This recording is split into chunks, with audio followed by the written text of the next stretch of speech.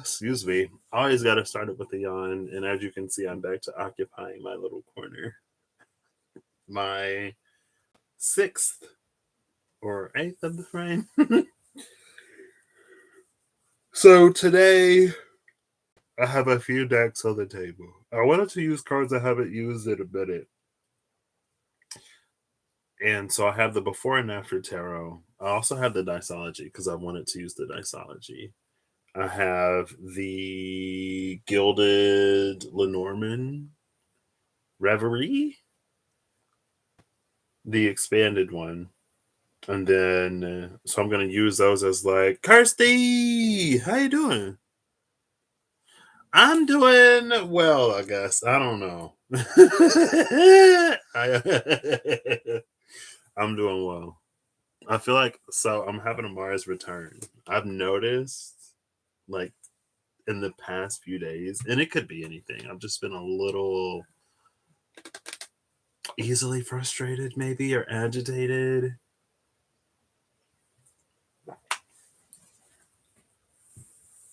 And I don't know, it's just like, I don't know. You thought of me? Oh snap. Hey Sandra, how you doing? You on the regular? It's just like usually I have a fair amount of tolerance for it. But it's just like, I don't know. I don't wanna just like complain or hear a lot of complaints or like bad stuff going on in the world. I guess I don't know. My tolerance for it is just a little low. I think I've been like a little more emotional like lately. I don't know. I'm just like, but I'm doing well. I'm doing well overall. No complaints.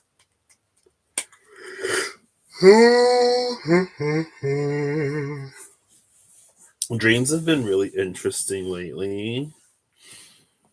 I had a really interesting one last night. And then I think it was the day before yesterday. I had another one. I don't know what I'm doing today. How are y'all?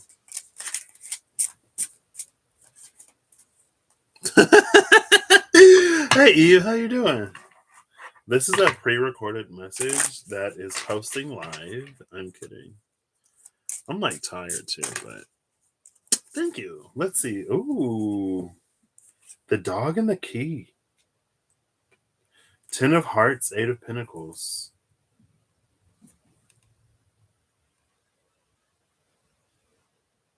The dog and the key. Who's at the bottom? The book. Ten of Pentacles is at the bottom. I love this energy. This is working diligently towards there's like such an energy of like faith, or I guess just faith. There's such an energy of faith here. It's like working diligently towards something, knowing that something is gonna like, knowing that all of your efforts aren't going to waste, but not necessarily seeing the payoff for it. It's like a moon energy.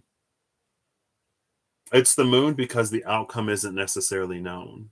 But then it leads to the Ten of Diamonds, Ten of Pentacles in the book. Who had that? Was it Capricorn? There was a sign that had an energy of like, I think it was Capricorn, like living their own life or like reading their own story in a way that's like, as you're living it, you don't necessarily know what the next major thing is going to be, but it's like very in line, very on track, very on the path to that.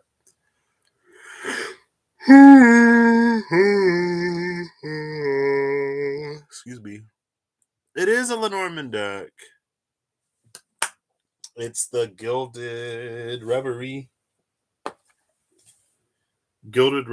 Lenormand Syrup Machetes. And it's an expanded Lenormand. So it has a few cards that aren't in the traditional set, like the well and the clock. the bridge, the maze, the dice, stuff like that. So, what I was planning on doing was starting with a fairy oracle. These came to my mind. Who is that?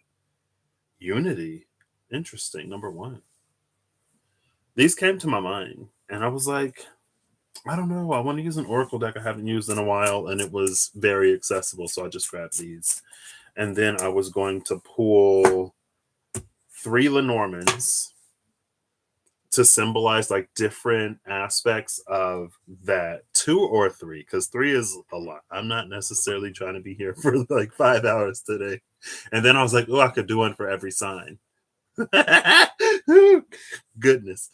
Uh so I was gonna get one of like three of these, and then I was gonna use the tarot to clarify like those areas and aspects of it. Then I have the before and the after. I might mix them together. I might pull them all separately. Actually, I think I'll do like I'll shuffle the deck, I'll cut it 3 times, and then I'll just pull the card uh, at the top. And then I also have the Diceology cards for whatever. I don't know. Oh, how are y'all doing today? I don't know. Dreams like I think I was actually gonna text you earlier, Eve. um But then I was like, I'll sit on it. I'll just sit on it and see if anything happens or unfolds or whatever. I'm like, okay, well. And then my brother said that like Friday and a Saturday, cosmic solar activity is going to be wild enough that we should be getting some aurora borealis. I was like, wait, we gonna see the aurora borealis all the way down here? Ooh. There's also two gentlemen, two gentle ladies, and two birds. The day birds came out face up with this card, two cards, the mountain number 21 and the magnifying glass number 44. 1221 is interesting because that's a mirror, and then we have 44. Right. I mean, honestly, probably because the first, like the last few days and the last few days of Pisces and the first few days of Aries had so many happenings and goings on going on.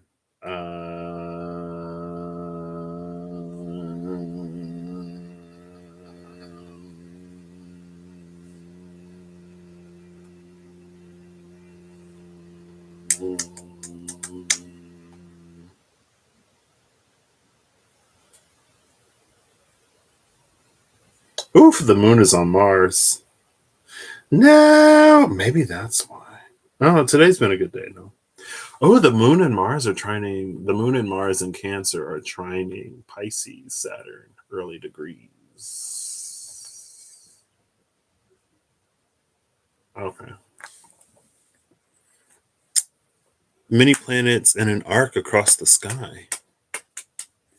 I have no clue.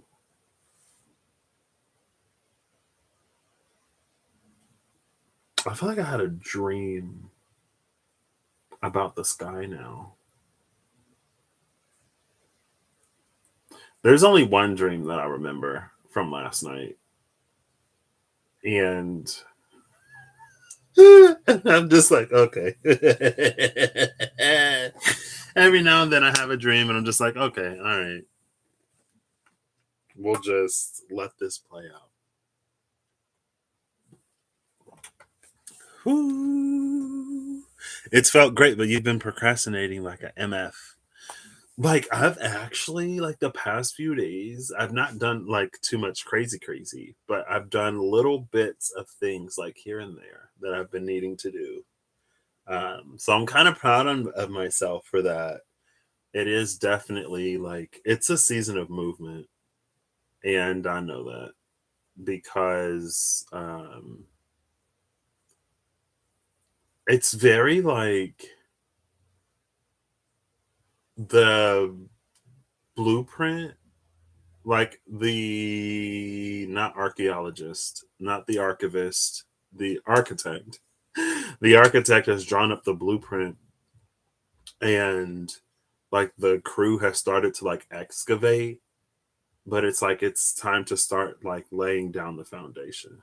So it's this energy like where there is a foundation, but now it's time, at least for me in my personal life, to start to like act, because there's a vision of the building that's coming in, and it's like, okay, like there's a vision of the building. I know like roughly how the ground has been prepared for the laying of the foundation. Part of the foundation is like there in some areas, and it's like starting to like connect the two, if that makes sense. I don't know. Anyway, Mercury, Venus, Mars, Jupiter, Uranus, and the moon. Oh my gosh. You're not winning. I mean, you're so productive all the time, though. You probably deserve it. We're balancing each other out, you know. You can't be the productive one all the time. So I figured it's time I start pulling my weight. That's a lot. Mercury, Venus, Mars, Jupiter, Uranus, and the moon. So the only planets that aren't there is our Saturn, Neptune, and Pluto. One, two, three, four, five, six. And then, well, the sun is the sun. So Saturn, Neptune, and Pluto are the only ones that aren't a part of that procession. Saturn is in early Pisces, Neptune is in late Pisces, Pluto is in early Aquarius. So, what, Aquarius and Pisces aren't participating?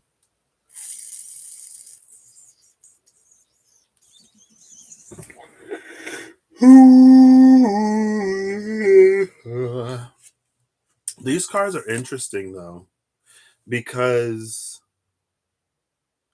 with all three of these together, it's a little bit of an energy of like there's been some kind of great challenge or something thought to be impossible. But it's because the bird came out first and then it was these two. It's almost like if you know what type of bird this is, or if you know the habits and the typical habitat of this bird, there's something about this bird that indicates something about the mountain. It's like either a season is changing because the birds are here and they only come during a certain time of the year, or I guess almost like that alignment. But it's like it speaks to it, but it's not huge. It's not necessarily subtle either, but it's almost like you have to know something about the birds to catch that this is a hint, this is a clue that whatever this mountainous time or challenge or obstacle was, it's actually like coming down, or it's like it shows you a path through the mountain that you don't have to be a Capricorn to get through. So, you know what I mean? And then the book is at the bottom of the deck again.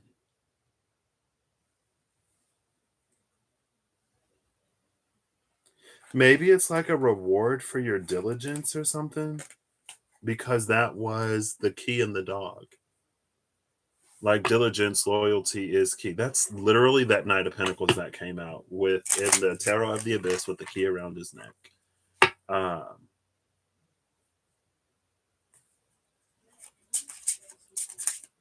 Interesting. All right. Oh gosh. I'll take them. So we have clouds, and it looks like day is breaking. The sun has come out today with five cards: 27, 21, 41, 29, and 4. We have the letter with the mountain again, followed by the whale, the lady, and the home, the house.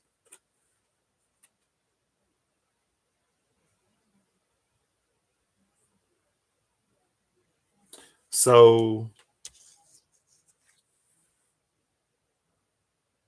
this is so like one thing It's almost like a confluence of synchronicity.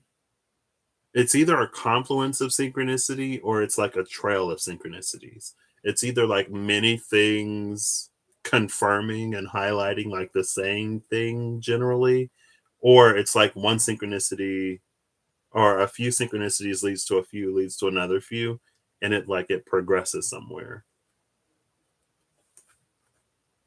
So like the sun coming out behind the clouds with the letter in the mountain being the first two cards, it's like when you realize that when you understand what the birds mean and what they signify in relation to the mountain, this is like message received.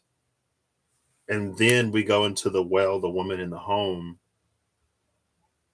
and it feels like this deeply held wish.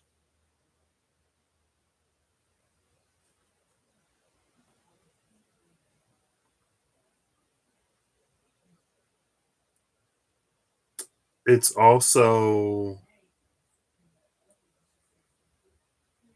like the source of water for the home is the well.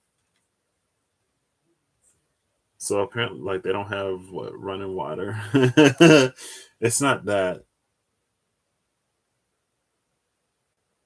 because so well water is like it comes from below the earth. How deep? I don't know. It comes from below the earth and it gets taken into the home.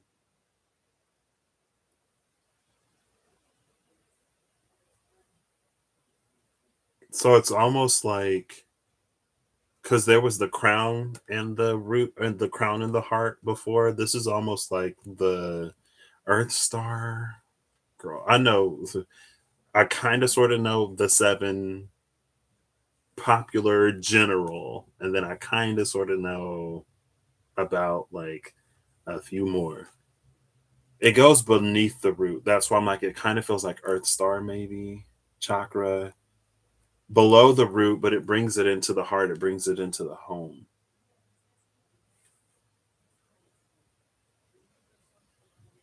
This could also be like just in general.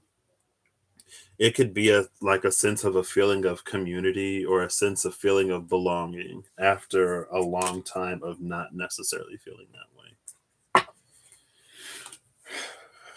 Almost like the olive branch. You know how like at the after the flood, they saw the dove with the olive branch, and that was their sign that, the period of raining was over and that they would eventually or at some point find land. Almost like that. So are you serious? Okay, so I'm sorry. I know there are people with like wells, so you could have a well and not be living in like 1624. I apologize. I was like, is there no indoor plumbing? Like, what's going on? It also makes me think of it was that observation well that I saw at work, and it was like they use it to um it was like for storms or something like that. Oh, gotcha. Gotcha, gotcha. Um, there was something else about foundations in water. It's like knowing where the water table is because you don't want to dig your foundation like right on top of the water table because it might erode or something like that. I feel like I saw it or read it or heard about it a while ago. I barely remember. So it's like you want to build the foundation for your home in a certain way, and then you want to build like you dig the well to get water in another way. And so maybe it's just like pointing out the difference in like how deep you build, like how deep into the bedrock you dig to build a foundation for different things. And it almost speaks of a certain like impermanence or transience. Like, not everything is necessarily meant to last. But instead of that, it's almost like maybe it's more like there are certain things that are going to require more work and more effort. And there are going to be other things that are more like effortless.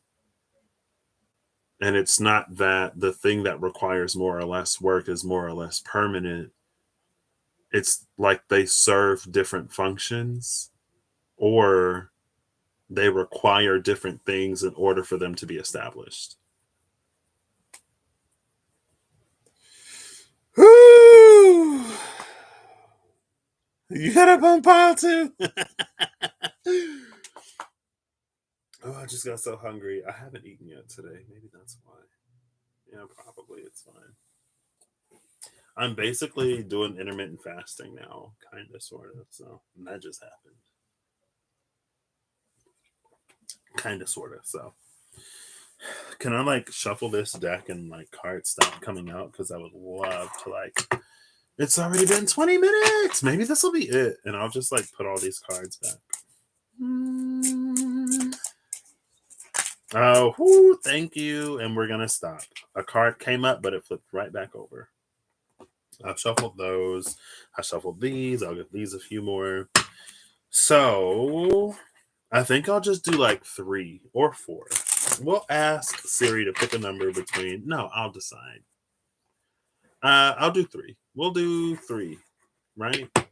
3 or 4. Okay. I'm thinking of a number in my mind. Choose a number between 1 and 10, and I'm going to use the first number I see that pops up. So, someone choose a number between 1 and 10.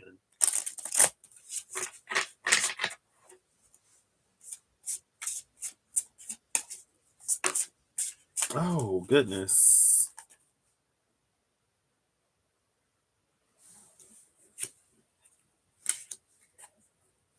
I'll keep this here. And I'll shuffle these. 6. My number was 7. And my idea was to subtract whatever the first number was from my number and to do that many. So I'm going to do 1. So pick a fairy oracle card from 1. So either it'll resonate or it won't, I guess. I don't know. Thank you for your participation. I appreciate it. So out of the before tarot, the 3 of Cups comes out with the 4 of Swords at the bottom of the deck. And the 9 of Cups is behind that. I opened up the book to the 9 and the 10 of Cups. And I was looking at how, and before he's pouring up the cups, during he's sitting on the thing in front of the 9 cups. And then after, like, someone comes to join him. There's such an energy of like, this is like the things that you're doing to fill your own cups. This is you pursuing the things that you want, or you putting in whatever kind of work you need to put in to get something, to manifest something. It could be like there are 9 different cups. So it can be like the mindset that you need to have, or an approach, or maybe like you need to get a certification, or you need to take a class, or you need to do whatever, or it's like you need to like move, or whatever you have to do in however many areas you need to do it. This is you like one by one going through. Now this is interesting because in the before, so the 9 of Swords, this was the bottom of the deck, right? There's one person that is juicing grapes for the other 2. The juicer feels like spirit for some reason. And I think it's because of the strength that she has to have to like crush grapes into juice. I mean, they're grapes. How strong do you have to be to crush a grape? That's not the point. But then there's also like, usually there's like an angel in the window on the 4 of Swords. But now the window is open and these butterflies are coming in.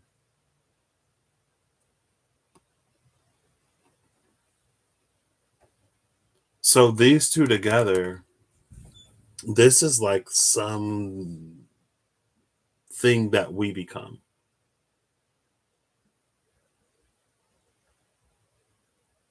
So with all of the other cards, it's this context. It's like a context of like personal development almost.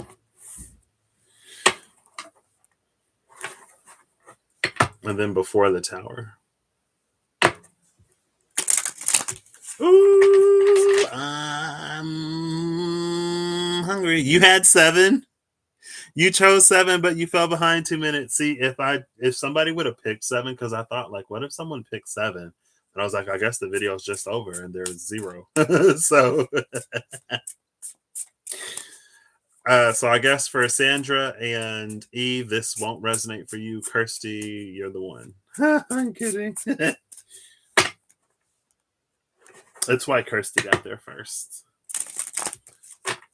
Kirsty was firsty. I don't know. Anyway, so let's do this. Who is the fairy from the fairy oracle?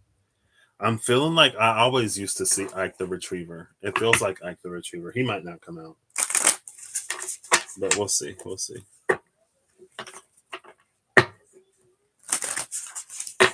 Ooh, the good shuffles. That was immediate.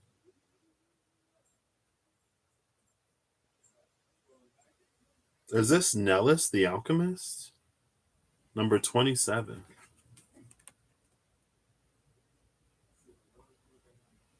So I shuffled up the Elemental Oracle. I'm not going to use it, but I wanted to shuffle it. And the Wind card came out. And it's changed. The bottom of the deck was Magic Alchemy. And when I was putting the cards back in the box, I somehow picked up Wind and the card that was behind it, because I put like, I'd go like this. So like all the cards are face down, and then the card that comes out, the final card, I'll leave it face up. And I accidentally like picked up both of them. Now I picked up 3 cards. Oh goodness.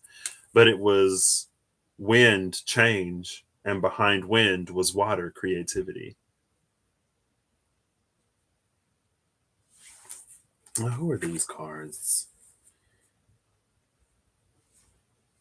Speaking of water, it's Tobira. I'm probably like, the font choice for this deck makes it hard to read. Somebody of the Waters, number 37, and number 55, the Soul Shrinker. Oh, no! Goodness. This was literally my dream last night. So in my dream, it was such a weird dream. Like, I've had dreams before where I've had to play with perspective. I've had dreams where whatever. I had this dream last night that there was like a tiny house, like the bird house, I guess. There was this tiny house, and there was like a fairy or a pixie, and like I was trying to be a pixie or whatever to get into the house to like meet with my fairy buddy or whatever. It was such a weird dream.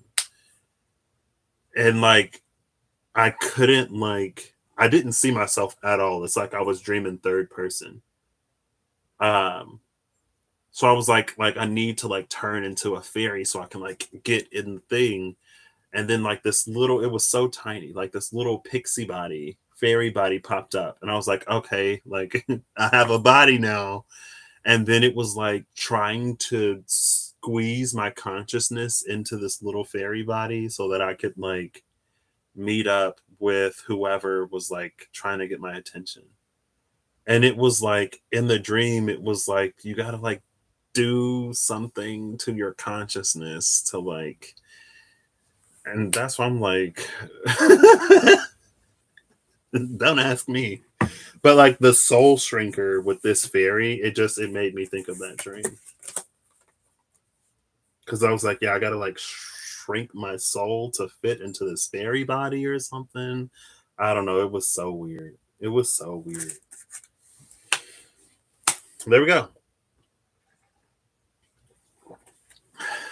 Hey Holly, how you doing?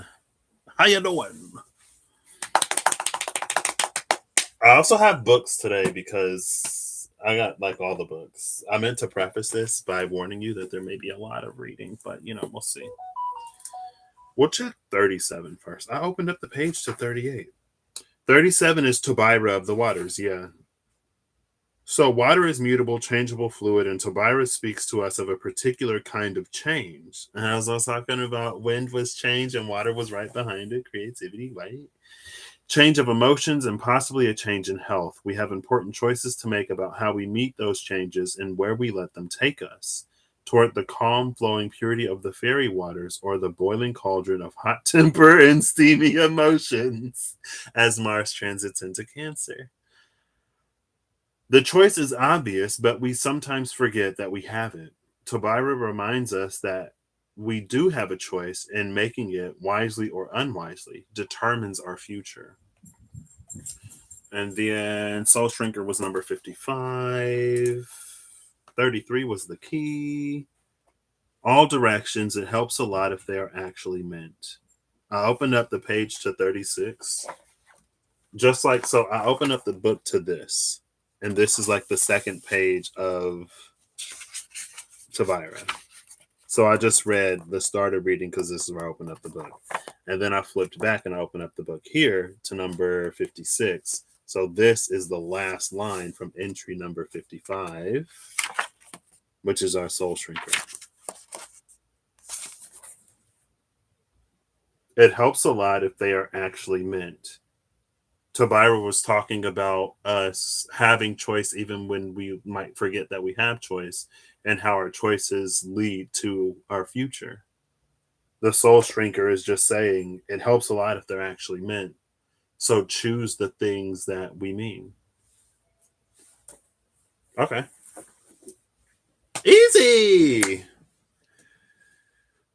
Whoo! I got a party. Oh, why did I put the book away? Okay.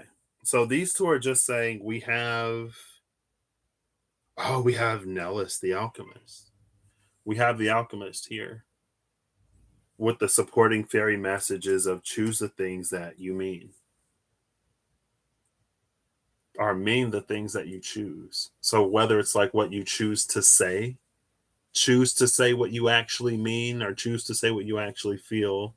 If it's something that you're choosing to do, choose to mean the things that you do. Choosing to mean the things that you do or actually mean the things that you choose to do. It's like it can be like doing the things that you want to do rather than doing what like other people want you to do or what you think you're expected to do or what you are expected to do. It can also be a point of like after we've worked through a certain amount of like trauma or after we reach a certain level of healing where we don't get triggered into making certain choices or triggered into saying certain things. Like that could be, or it could just be like fear. We make the choice that we actually want to make rather than making a different choice out of fear of failure or whatever. And all of it works towards our future. That's going to be the thing that alchemizes the situation. And again, it feels like, I mean, we could have done the zero. It feels like it's part of that, like the dog and the key, like something that we're working diligently towards for a greater good or for some kind of experience. It's like it's getting us there, even if we don't necessarily see it. And then it was the birds, the mountain, and the letters. It's like there's something about the environment or there's something about the way that things naturally work that if we have an eye to see, an ear to hear, or a brain that has the knowledge, we would know that it's a sign of like, it feels like a mountain eroding, or it's like it navigates us through an area of uncertainty in our lives. And then we had the mountain with the letter. So, like, having gotten that information, having like reassured and reaffirmed our faith, like now we can see validation from the divine spirit universe in a way that might not necessarily be like a traditional synchronicity. Maybe it's a validation, or like maybe it's a synchronicity that validates our path or our choices, or it reaffirms to us that, like, yes, you have healed in this way or whatever. And then with that, the woman is sitting in between the foundation that's built for her home and that which runs below the foundation for her home that she uses inside of it. Everything that you use water for, that foundation goes like deeper than what she uses to build her house on. So that could be like coming into a deeper understanding of more Piscean, more subtle, more energetic, more like laws of attraction, manifestation, more spiritual, more of that which precedes the physical. Having an understanding of that, being able to pull on it and then use it to like build something or to have something tangible, physical, whatever. It feels like the scale is like, it feels like Scorpio has been like elevating and it's gonna like slide down to Taurus. And then things are just gonna like come into being based upon whatever, right?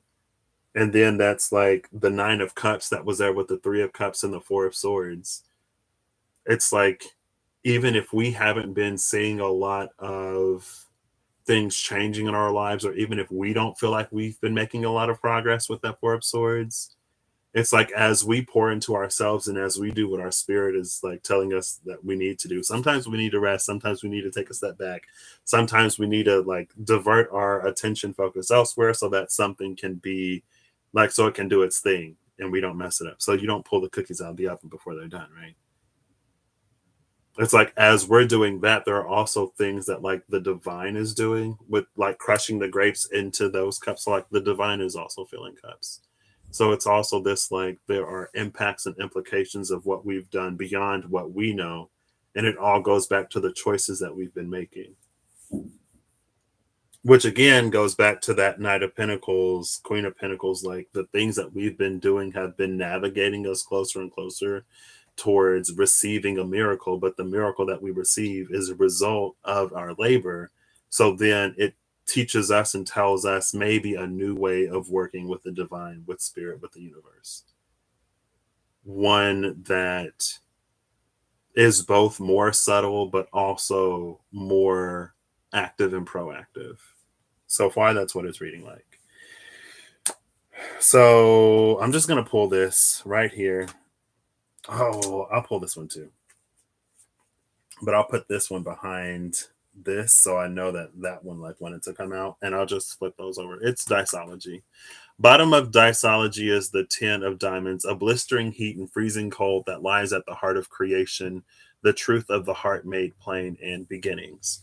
10 of Diamonds, that was the 10 of, that was at the bottom of the deck because it was the 10 of Hearts and the 8 of Diamonds, which was the book.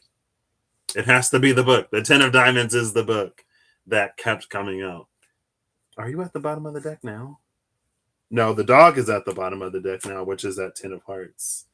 18, 19. I'm pretty sure it was the book. Anyway. So I'm going to pull 3 Lenormands to get 3 areas or aspects of this fairy alchemist lady. And then I'm going to shuffle and cut the before and after tarot into 3 piles, and I'm just going to flip over the top. And then hopefully it won't be like 3 hours from now, and maybe I'll be done.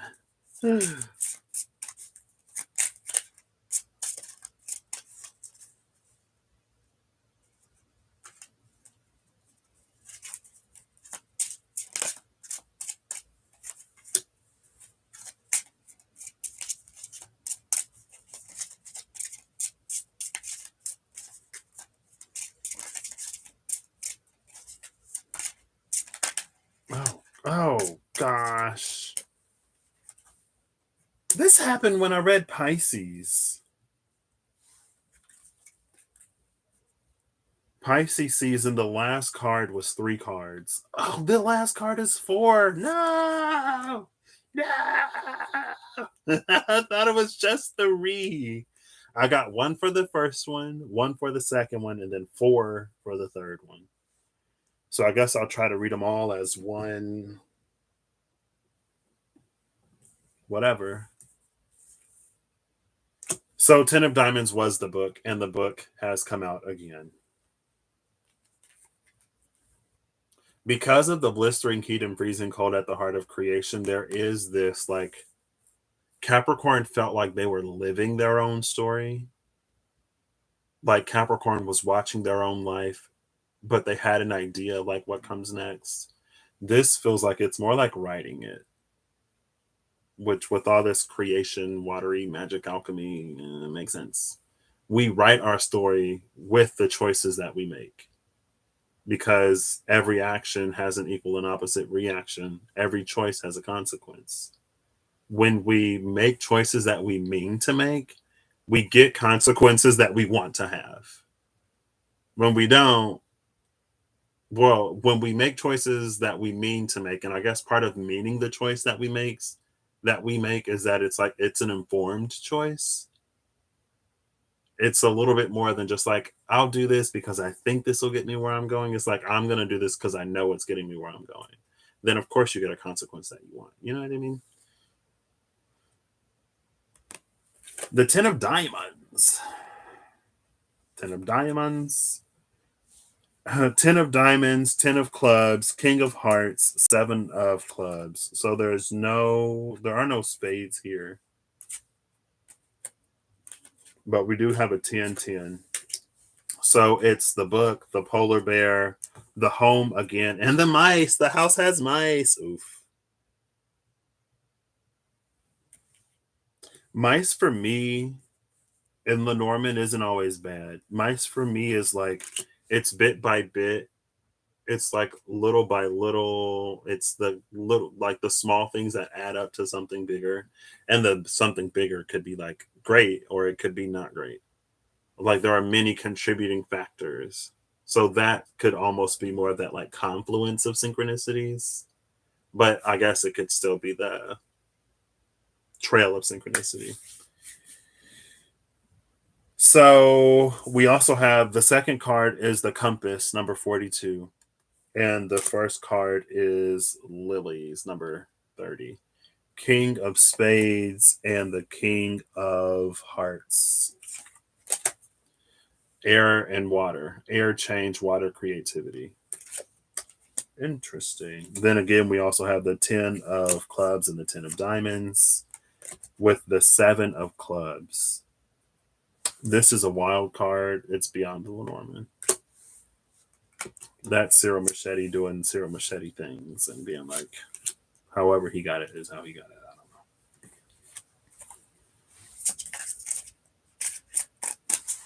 So I'm gonna give this. I'm like shuffling on top of cards, so I'm trying not to like disturb them. Okay, I'm gonna cut it in half, and then we'll cut this into threes. I gotta like move these up so I have enough room. So I got enough room. What's the bottom of the deck over here? The bottom of the Lenormand is the coffin. 9 of diamonds. See this, it makes me think of that 4 of swords again. But instead of it being like an angel in the window, it's Anubis standing like literally right there. With his scales? No, doesn't have the scales. He has the Ankh and then he has some other thing, but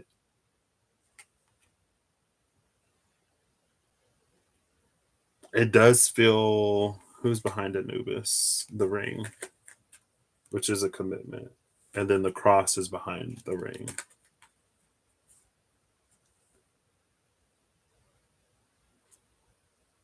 So this commitment to the cross, whatever the commitment to the cross is for you, that's being recognized. So on the third day, you completed your assignment. Here's a new life. Easter's coming up, right? At some point. Okay. So now let's get the after tarot and let's read this. So you can either pick one of the three. You can choose to listen to all three. I've already told you what they are. We have the first one is the lilies, king of spades. The second one is the compass, which is a wild card. The third one is the book, 10 of diamonds, the bear, 10 of clubs, mice, 7 of clubs, and the home, king of hearts. Ooh, it might be less than 2 hours today. Hey, Steph, how you doing? How are you today? Half and 3. 1, 2, 3. Okay. So let's read Her Majesty, number 27, Nellis the Alchemist. I don't know if I'm not even gonna try. I'm just gonna give up. I'm not gonna try to pronounce these right. I'm just gonna say. Say your name, say your name. The fairy, I opened the book to number 21. The fairy who was kissed by pixies. Interesting. 31, undressing of a salad. 28, 27, Nellis the alchemist. Inner transformation, irrevocable change. Inner transformation and irrevocable change. So if there's an irrevocable change, probably definitely want to make sure that you're making choices that you want to make. If things are going to change beyond um, beyond, I want to say beyond compare, but if you can't go back after these changes are made. In fairy and sometimes in our world, alchemy, that was the magic. I already said that. So that's literally like, yeah, alchemy, magic was the bottom of the deck. Air change was the card that was at the top of the deck, and water creativity was right behind it. So we get all three in the fairies right here. And fairies are pretty elemental. So I guess there you go. Alchemy is the study and practice of transforming the soul from the lead of primitive conditioned reactions, from the lead of primitive conditioned reactions to the gold of spiritual and practical attainment. Nellis is mistress of the alchemical arts, and she also understands that daily life is a spiritual exercise. She recognizes that transformation may take place from the inside out or from the outside in. When things are stuck and movement has become impossible, Nellis firmly waves her rowan wand and things happen in ourselves and in the world. Sometimes things just cannot move without readjustment, perhaps even radical realignment. We may feel that we should be able to bring our plans to fruition, but we may be aiming at the impossible, or at least at the very inappropriate. Part of the impossibility or inappropriateness may be a result of our own attitudes, beliefs, or behaviors, and part of it may be circumstances in the world, things that are beyond our control. Often, inner transformation is required in order to achieve what we wish for in the outer world, just as conversely, changes in the outer world often elicit inner transformation. Personal interchange is the truest transformation of all. And in the long run, it is the only change that really matters. And I'm just going to stop reading there. So that I think the often inner transformation is required in order to achieve what we wish for in the outer world. That was like filling the 9 cups, but also like the divine was filling at least 2 of them. I think also the part here where it's like sort of also in that vein, inner transformation. Oh, the conversely changes in the outer world often elicit inner transformation. I think that's the play on like the home and the well. And like how like the well would be outer transformation and then the home would be inner transformation. And how like you have to draw water from the well and then take it in the house. There you go. So Transformation that we choose.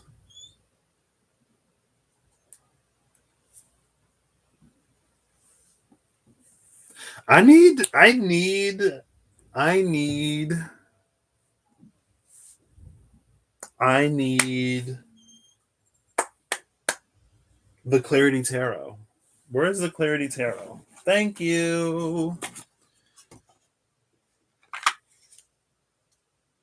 Oof. No! No! Gosh. It's yes.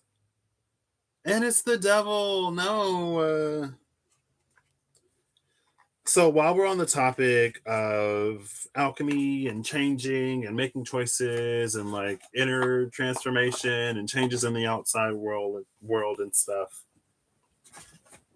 I've been seeing a shift on certain narratives, which is a positive and beautiful shift overall. But I think it can play on the nature of tests and what a test is and what a test isn't. And I was actually going to pull the Lafruma. I don't remember what I was going to pull I don't remember what I was going to pull before and after in the Lafruma. But it's like when we make a declaration to the universe will configure itself to conspire with the declaration that we make. So if you make a declaration that you are healed, or if you make a declaration that you no longer succumb to a certain temptation, or if you make a declaration, like whatever declaration you make, the universe will conspire to make that happen. So then you have to be what you declare yourself to be. And if there's something internally that prevents you from doing that, you're probably going to be triggered. You're probably going to have a test. You might hit a dark night. But that's just like, it's this, like, between what you say and what you can do or what you're willing to do, like, there's a difference. So, like, if you say that you are a millionaire, and that's your affirmation to the universe, and then the universe brings you millionaire opportunity, or the universe gives you, oh my, who are you, hello, the universe brings you millionaire opportunity, or the universe gives you a millionaire level idea, you have to follow through with that to make that like your reality. And it may require something of you that you may not feel that you're ready to give if that declaration was made before you could actually do whatever. So it's not like, and like it was yes and it came from the devil. So it's like it's not necessarily like you being tested. It's just like this is what you said you wanted, now you have it type of energy. Right. So if you declare yourself to be healed, you may be put in certain situations that the healed you would be able to navigate through. But if there's something within you that still can't like walk that walk, then it becomes like, oh, it can be whatever. And it can trigger a dark night. It can trigger all kinds of shadow. It can trigger anything within the self that is not in alignment with that thing. And I think that's also like, it's part of this alchemy. All you have to do is like be it at that point. But it takes more than just a declaration. So anyway, whew, I got a potty. What? Oh no. So sorry to hear that, Steph. But yeah, it would have been better than just leaving it to suffer at that point. So, the first one is lilies, and lilies are interesting because I think they're toxic. If you like ingest them or something like that, they're like beautiful but toxic. Is the dog at the bottom of the deck? Where was the dog?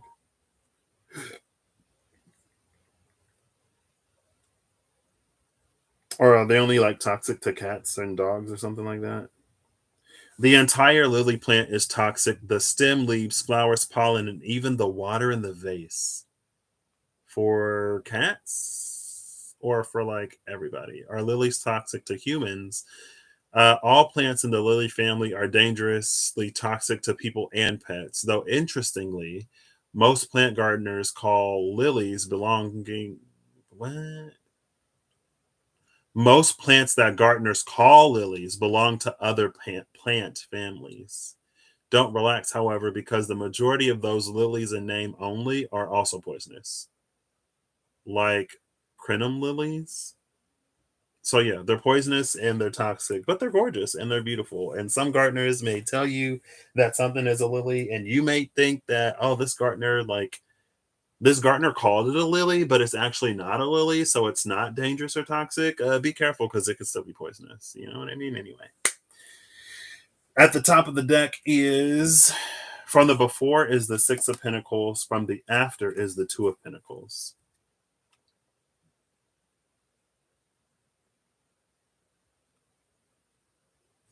This is, I feel like these two together is just like reevaluating boundaries.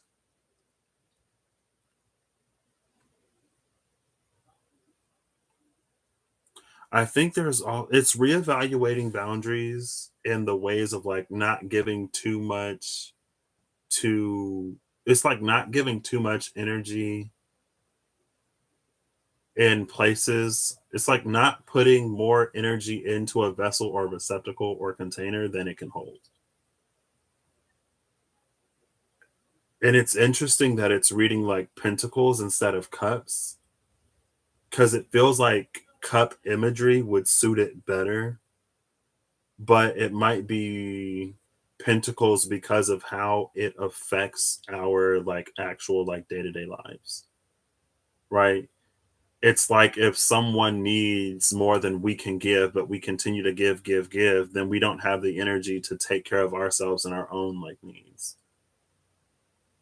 Or it's like it could be a drain on like resources that can't go towards things that like we need or what we want. Like we can't build ourselves up because of, and it's like it's more than the receptacle, more than the container, more than the vessel can do it. So like there are things that it's like it's giving too much or too little. It depends on the vessel, it depends on the situation, it depends on the job, it depends on the person, it depends on whatever.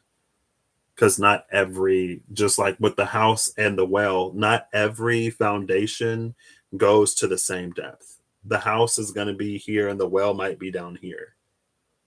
If the well is here and the house is here, then your basement might be flooded, or maybe you live underwater. I don't know.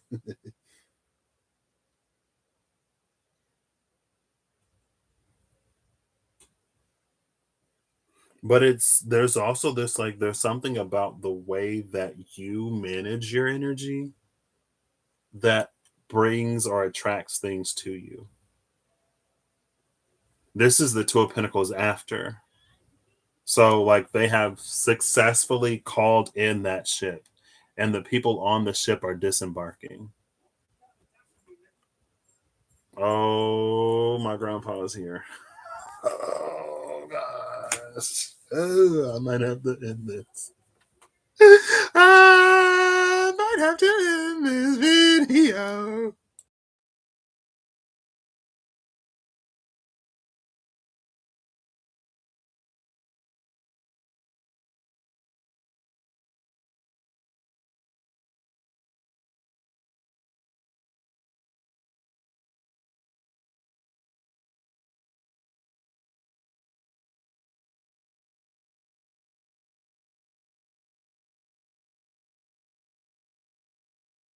Okay. I'm going to be. What is happening?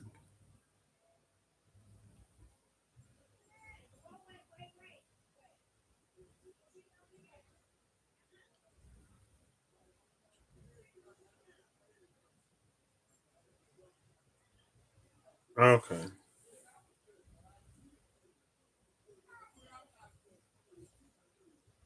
I think that's a cousin. Apparently, family's coming first. Somebody's like blowing up my phone, then family comes. It's fine. I'm gonna read. I'm gonna read. I'm just like, "Ooh."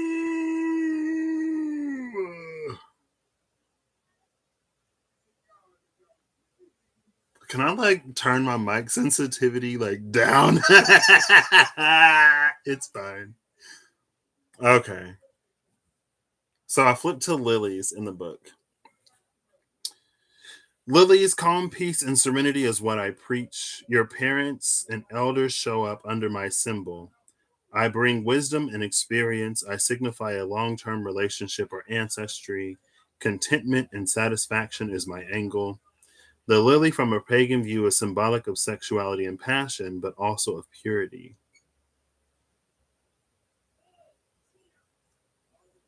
As a card, these lilies make the cards about them pure, simple, or excite their nature. So,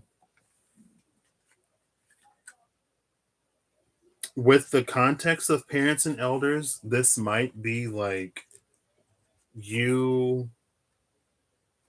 maybe pentacles are like values or morals.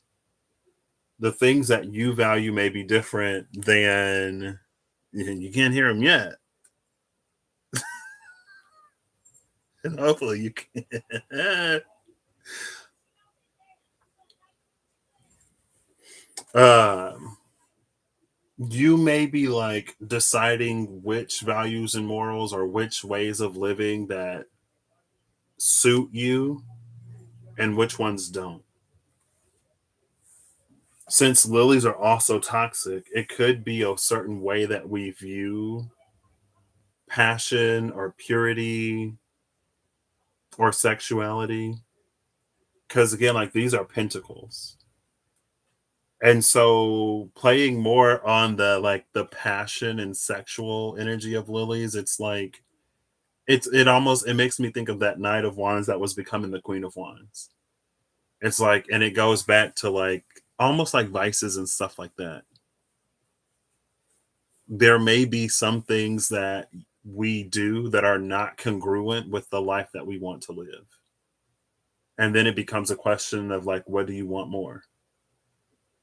Do you want the vice or do you want the reality? I think this can also fall into like tests that we get from the universe.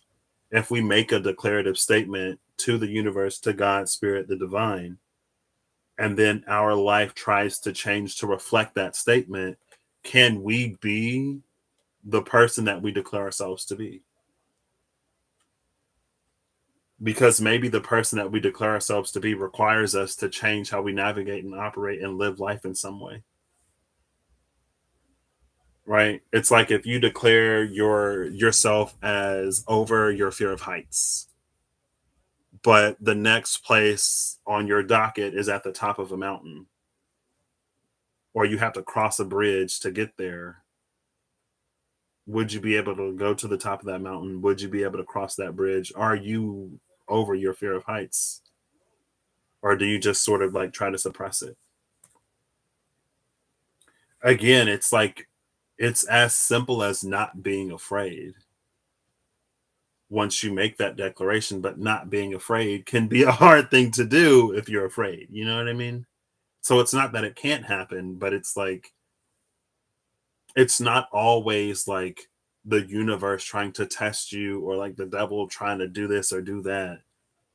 It's just like you made the statement that you are now this person, be that person, and then move forward.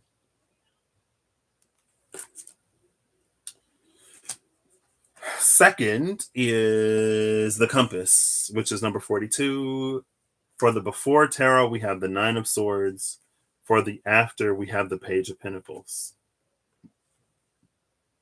So, yeah, if your journey takes you across a bridge or to the top of a mountain, can you like get over that fear and take that seed where it needs to go?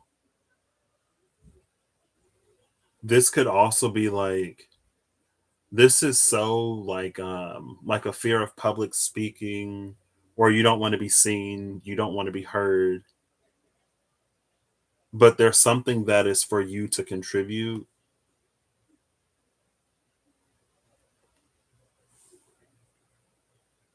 The interesting thing about this Nine of Swords before is that we see blood on the swords. So now, like the blood on the swords is like, this is more than just mental. Or even if it is mental to your mind, it's almost like those invisible baseballs. To your mind, it's real. And so it actually hurts. Like there's a reason why there's an anxiety here. It's not necessarily the Eight of Swords where it's like it's all in your head, you're just making it up. Like it's almost like a validation of the things that you've gone through and a validation of the things that you've experienced and the ways that it's very much so impacted you. And like the reasons why you may be as like cautious or anxious or whatever as you are. Reasons why you may not be as trusting or as gullible as you once were. But at the same time, it's a recognition that it's almost like your mind is also the seed, or it's like that also contributes to the energy. So if you like feed anxiety into a situation, what fruit is it going to bear? Type of energy. And with the compass, it also comes in this way where it's like for certain situations, hashtag not all of everything. But with the compass, it's almost like some of these were for you to experience along your path, but they are not meant to, like, it's not meant to be your tombstone, your grave site. It's not meant to be your everything. Like, it was on your path to experience, but your path continues beyond those things. Also, with the Page of Pentacles, it might be you. There's like, it is this like this shy sort of timidity. But again, it's like no one's asking you to show up as the King of Pentacles if you're literally like, if this is where you are, no one's asking you to be a King of Pentacles. It's just like, try, be open, show up, listen, at least like go. If you don't like it, you can always leave. It's also that like every tree starts as an acorn. Everything starts somewhere. This is the beginning. Why not make this the beginning? Type of energy. The compass being number 42, it also has ties to death. Has ties to death with this. This could be, I guess, like a past life energy. It could be like fears or worries and anxieties from, even if it's not like past incarnations, past lives, it's like different chapters of the life that you're currently living. And with the Nine of Swords, it's almost like it only really affects you in moments of, I don't want to say moments of weakness. It's like it only comes to you at night. It only comes to you when you're sleeping. It only comes to you in moments of vulnerability. So maybe you've gotten really good at like working through a lot of stuff, but you're still holding on to it. And so I guess it's like if you declare yourself as healed and you manage your triggers, you manage whatever you need to manage to live that healed life. This is almost like how part of it can still reside within some part of you, repressed or suppressed.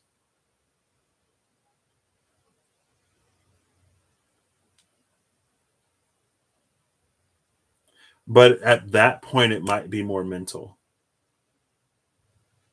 It's almost like you've successfully become the person that you wanted to be.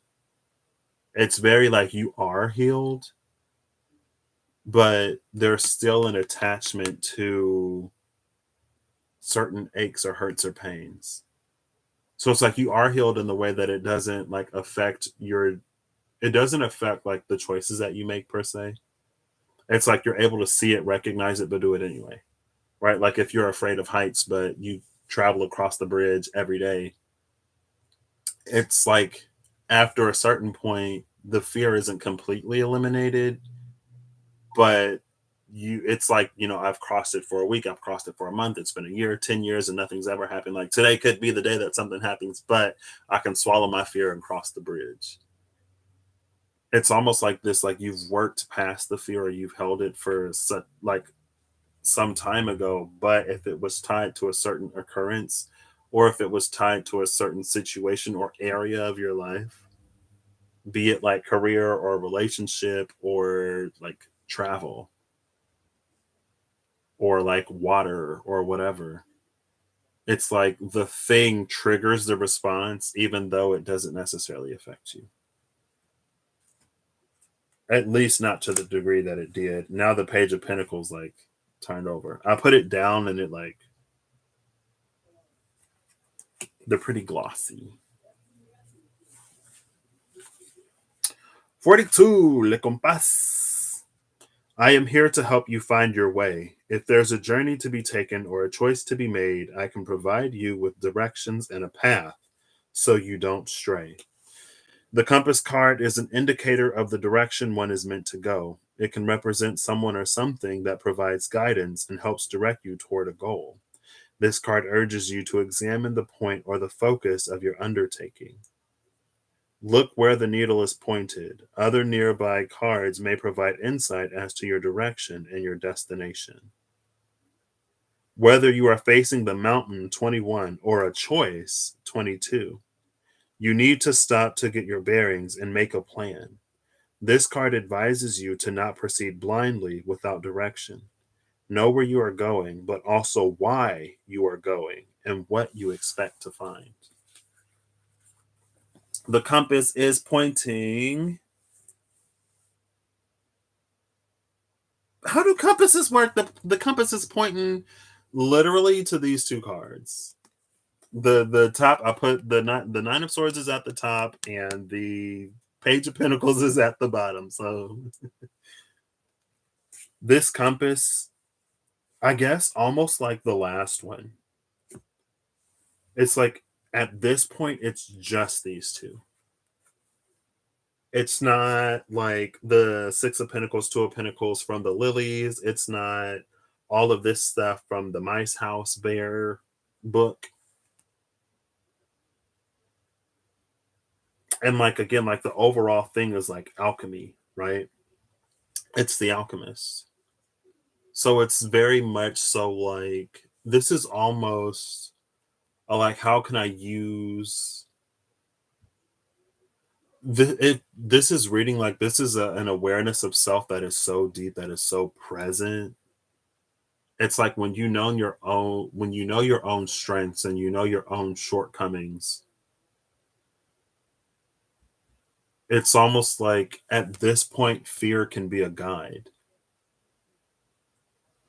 My journey buddy sent me a song the day before yesterday, and it was like, if your dream doesn't scare you, it's not big enough. That was one of the lines. It was like, if your dream doesn't scare you, it's not big enough.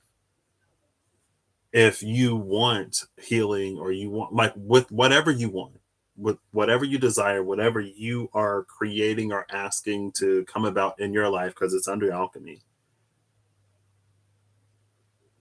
it's like if you know that what you're asking for is something that a previous or even current version of you couldn't receive for whatever reason because of what it triggers in you, but you know that you want to move beyond that anyway, or you're manifesting beyond that anyway, then when you feel like that fear or anxiety come up, that might be, use your own intuition, discernment, follow your own guidance and stuff like that.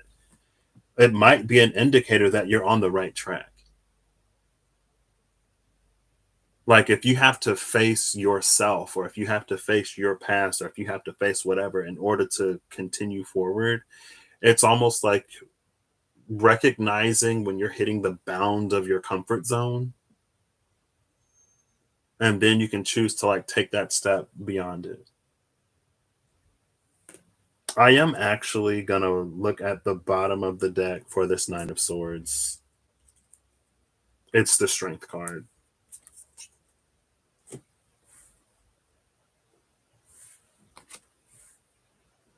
But it's strength before the lion is like presented the wreath, or the lion is being presented with the wreath. Do I have to read this one as before? Not necessarily. See you, Holly. Enjoy lunch.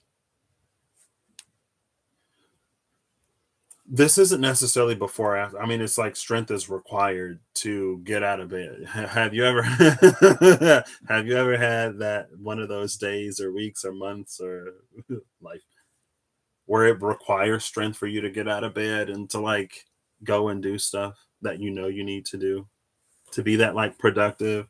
I wish, like, I remember being in the depths of it and thinking like, even if it's difficult to get out, like even if like I'm in the mental state that I'm in, I know that if like I could just get up and go to class, I would be in a better position when this passes.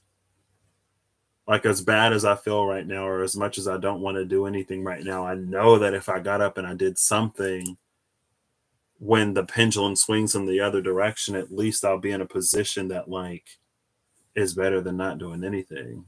Was that enough to get me to get up and do anything?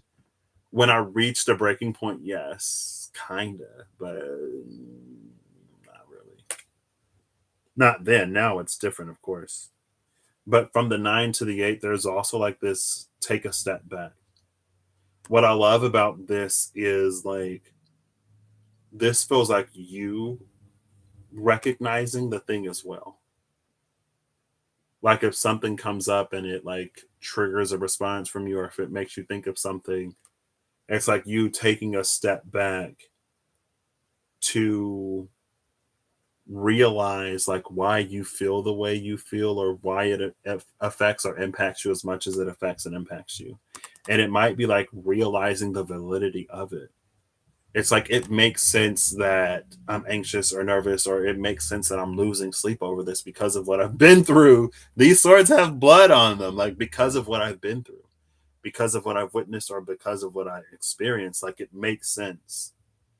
So it's this self-soothing that then allows space for like the love of the divine to come in and to like comfort you and to like reassure you and to propel you or push you forward, or to like support that strength or to supplement that strength and give you what you need to move forward. It's like a step that's taken back so that you can continue forward. If you need that, like let yourself have it. If you need to take a rest, like take the rest. It's very much one of those like, again, because it's the compass, it's almost symbolic of the journey as a whole, and not necessarily like it's symbolic of the journey as a whole, but it's also like symbolic of these like, they could be more difficult parts of the journey, or they could be less difficult. They could be like more joyous parts, more blissful parts of the journey in relation to like the whole. Um, and it's like if you need to like slow down and like work through that, then by all means do it, because you're still going to end up going like where you need to go. It's almost like you only do yourself a disservice when you rush, even though sometimes we like really want to get there. So I mean, maybe you don't, but it's just like, you also have to like pat yourself on the back and know how strong you are, just like by making it to the point that you're already at, and allow that strength. Like, this is such a healthy sense of ego. And it's healthy ego because it's like it builds the ego, it bolsters that flame when you're like, yeah, like I've been through that, I've come out of it, I've overcome this and that and all of these other things.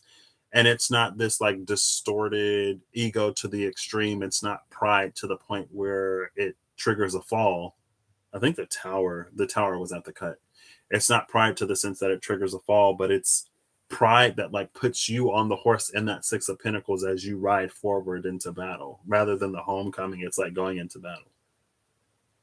But like I've already accomplished this. I've already acquired that. I've already done all of these things. Like while these nine swords do affect me, these nine swords are also in the past. Some of them might still be affecting you. But since the person before is like laying down, none of these swords are like piercing this person. So it's very much so like battle scars or battle wounds type of energy, but like you've emerged victorious from those. And you can do it again. Talk yourself up.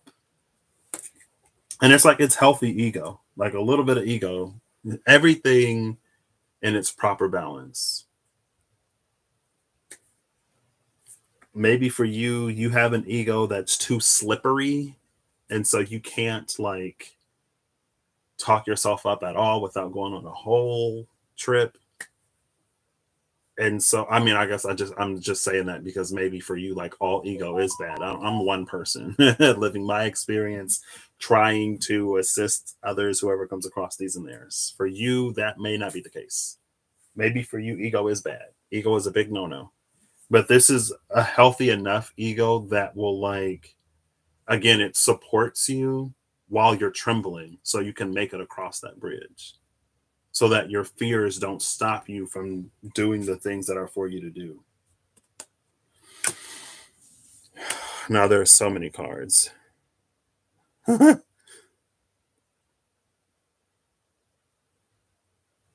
Oh snap! Dinner. Oof! You said dinner, and I'm like, oof, hungry. The house, the mice, the book, and the polar bear. Let's just read through all of these. So, because this is under the umbrella of alchemy, I think the house and the mice, it is a little bit more of the not great interpretation of mice. It's like the house and mice are these things in our lives that we want to change or that we want to exterminate, that we want to get rid of. Um, because they like eat away at the walls, at the foundation, at the food, at everything. They contaminate and pollute the water.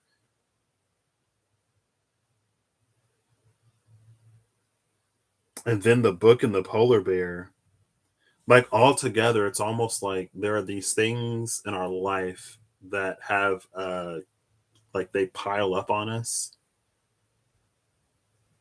But with the book and the polar bear, it's both this like maybe there are some things that we know we could do that we're not doing because whatever reason, or it's like it's all of these inconveniences that are like bringing this bear out of hibernation. It's triggering us to grow into a version of ourselves that can not only withstand but that can like eliminate our own pests. So almost like the compass, it's how like these things can serve us, how these things can serve to like motivate us to do different. The after card is the nine of wands. The before card is the hanged man. The hanged man and the nine of wands is interesting because this is like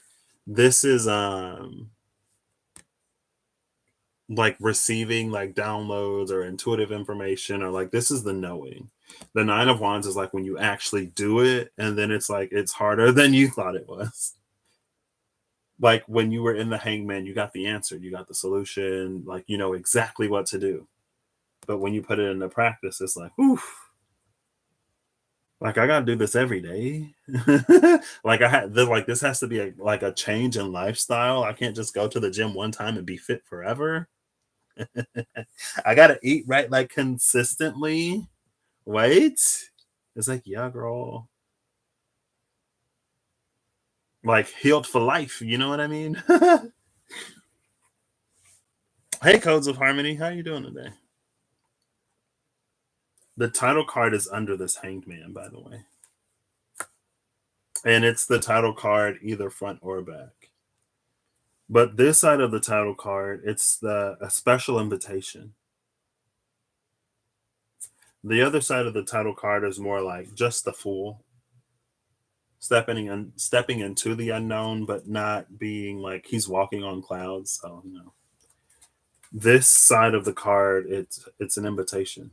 Odin hung on the world tree to get the knowledge of the runes.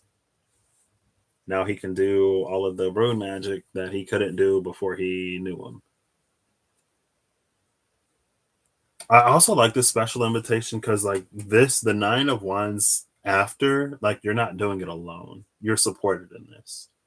And when you know you're supported, it's almost like when you have a job that you hate, but coworkers that you love type of energy. It's like when you know that you're not in it alone, when you know that there's someone that's like also with you or standing in support of you, it doesn't necessarily make the task easier, but it gives you something to like it's like it doesn't make the job easier, but it makes like being there more bearable or something like that. And if it's someone that you can depend and rely on, then it might actually make your job easier because they'll help you out when you need it and you help them out when they need it. It's this beautiful relationship.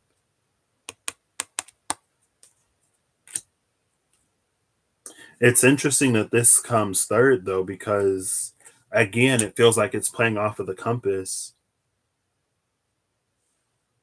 It's almost like you still have to do the things that you need to do. You still have to make the choices and decisions that you need to make. Like that's the part of the deal that you have to hold up. Somebody else can't do it for you. Right? Like they both have their own wand, but they stand together. Hello, Janelle. How are you doing today? I need to go to the restroom. So, alchemy, internal transformation that leads to changes in the outside world that affect us internally. The most important transformation happens within. Maybe that's this too. The most important transformation happens within. We can stand with others and others can help us, just like the mice can tear us down. My mouse energy can also like support us. And when we have enough of a bad thing, it can be terrible. When we have enough of a good thing, it can be amazing. But ultimately, like even the hangman here, like the internal transformation, the transformation of the self is the most important because that's what affects our ability to like call in what we want, or that's what affects our ability to make choices and decisions that have favorable consequences rather than consequences that we don't want. It's like, if you didn't want to go to jail, why did you rob the bank, buddy? Like, I know you didn't rob the bank because you wanted to go to jail. You robbed the bank because you wanted the money, but this was a very real consequence of that. You knew that when you made the choice. You just didn't think you'd get caught. Type of energy. But the opposite is also true. You knew that by going to and completing the requirements for a degree, you would get a degree. You believed it would get you a job. Sorry, it's not funny. You believed it would get you a job. It might not, but at the very least, you completed the requirements. You got the piece of paper. You got the degree. You know. So, the Diceology card, where passion meets determination, going the distance, and a need for discipline, the Five of Hearts. This is the one that came out, and then there was another one that was sticking up. I love this. Where passion meets determination. Like Lily's was just the passion. Like life will have you desiring and wanting all kinds of things. And of course, we want to wave our magic wand. Oh, I'm hungry today. I want to wave my wand so my belly isn't empty. Or like I want to go somewhere, wave my wand so I can get a plane ticket or a train ticket or a car or whatever. life can cause us to want endlessly. But this, and it's like it's such a position of power and like self empowerment to accomplish something rather than to just be given something. Do we like, would it be nice if we could just get it? Like, yeah, you know what I mean? But what would that do to us as a person if we were just given everything? It's like it would make our muscles weak. You know what I mean? Because we just be like scootering, hovering around. It's the Five of Hearts. The Five of Cups came to mind. I saw it in the Witch's Tarot, I think. And in the Witch's Tarot, the Five of Cups is different because it's looking at the two cups rather than grieving over the three. So it's that point like where we're picking ourselves up and where we're like we may not have necessarily made the step yet, but the perspective is changing. It's and again that goes back to like instead of going from that like, always reaching out for something or always feeling like there's something within ourselves that we need to work on because we're not whatever, shifting from that to like, we are enough. But then it's like we have to like also be enough. And it's not even about being enough for other people. It's about us being enough for ourselves.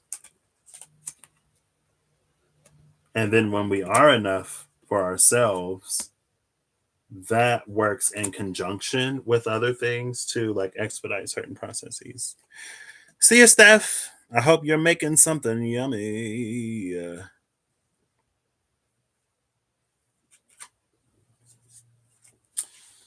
The King of Hearts is here.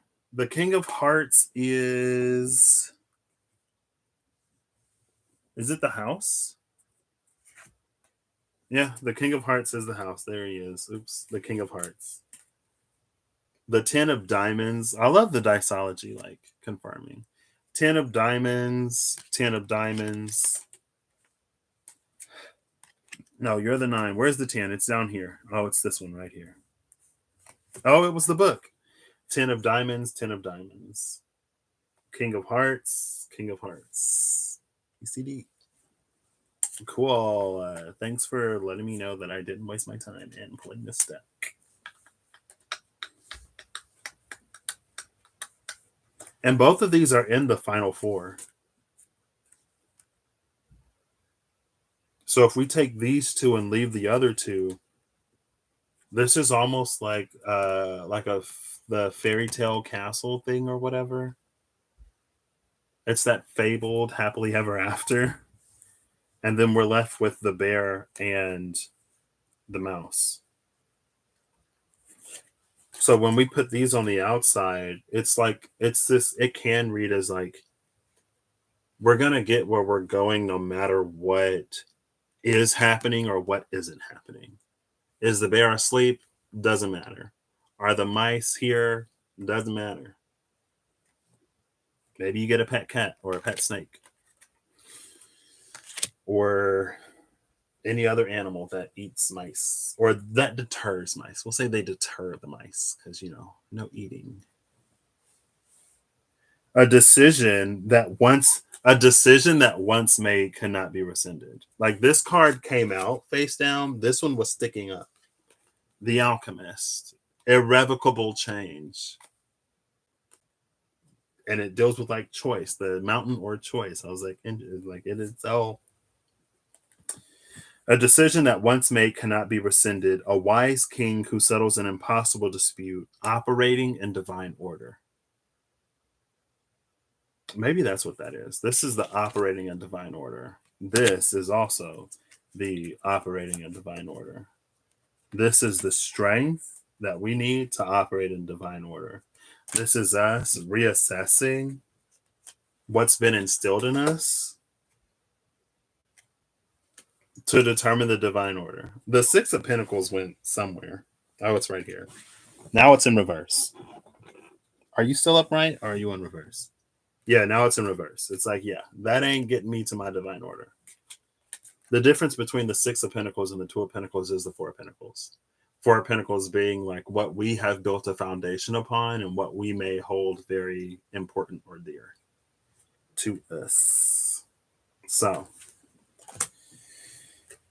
interesting.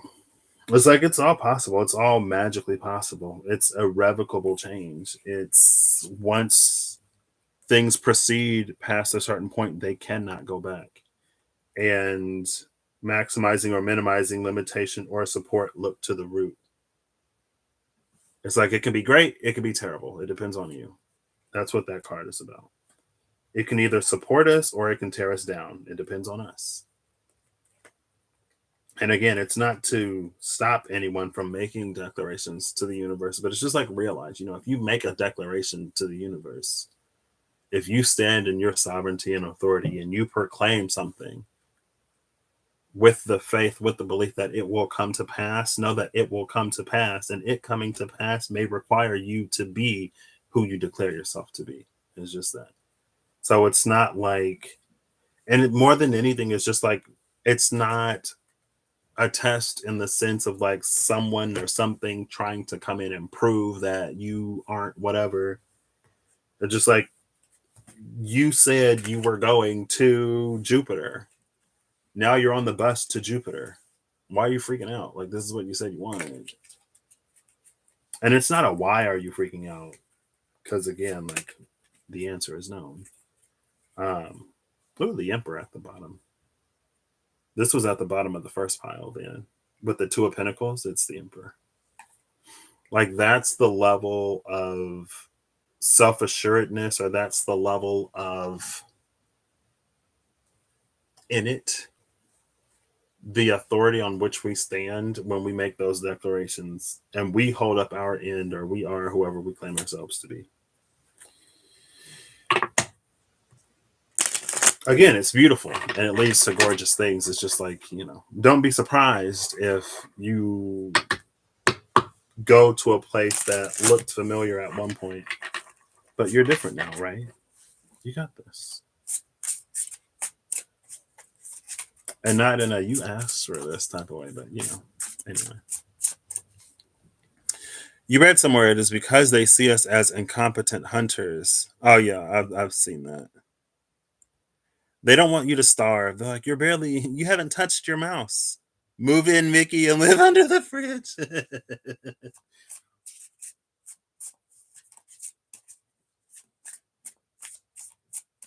Yeah, that's one reason why it's like cats or birds or stuff like that. I'm like, I'm good. I'm good. And then, like, if they're house cats, like, I mean, I guess there's a difference between like hunting for the sake of hunting and hunting for food. Because do cats even like eat mice like in real life when they hunt them, or do they just hunt them? Is this judgment? Judgment in the Four of Cups. I love this. This is the after tarot. Judgment in the Four of Cups in the after tarot. It's because we decided we didn't want something that something else is being like, the cloud is going off to get something else. But it's like this continuous, like, we speak to the divine, we speak to spirit, we commune with God in many ways. And it's more than just the words we speak. It's also the feelings that we hold in our heart, the thoughts that we think deep in our minds, and the way that we go about our daily life, like our day-to-day lives. We communicate in all those ways. And it's just like realizing that, owning it, and using it to get us where we want to go. So, top of the deck is the Hermit. Was there a dog in the egg? Do dogs hatch from eggs?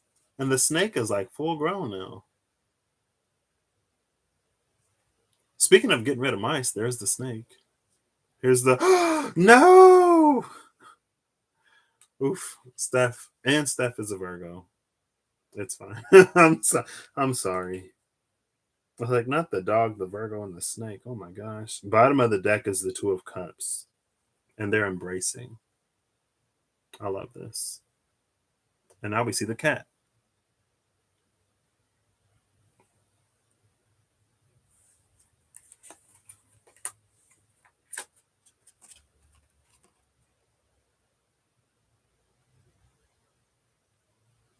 This is interesting. This together, they almost read like the divine guides us a certain way along a path. And then it feels like this is like these feel like external circumstances that the divine uses to direct us. And once we reach our destination, it's like the divine takes a step back and it's like, I don't like you've reached your destination, you've matured from this point, you live with more whatever because you can make choices that you mean to make and you can say things that you mean to say and you can do what you actually want to do. Now you have the knowledge, now you have the know-how, you can navigate and live your life in the way that you want to live your life to overcome whatever you need to overcome to achieve whatever you want to achieve or whatever. It's like when we don't have to be motivated externally as much anymore, or when our relationship with external goings on changes. Interesting.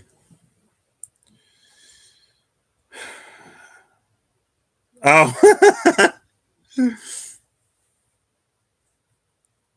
you'd hear her crunch.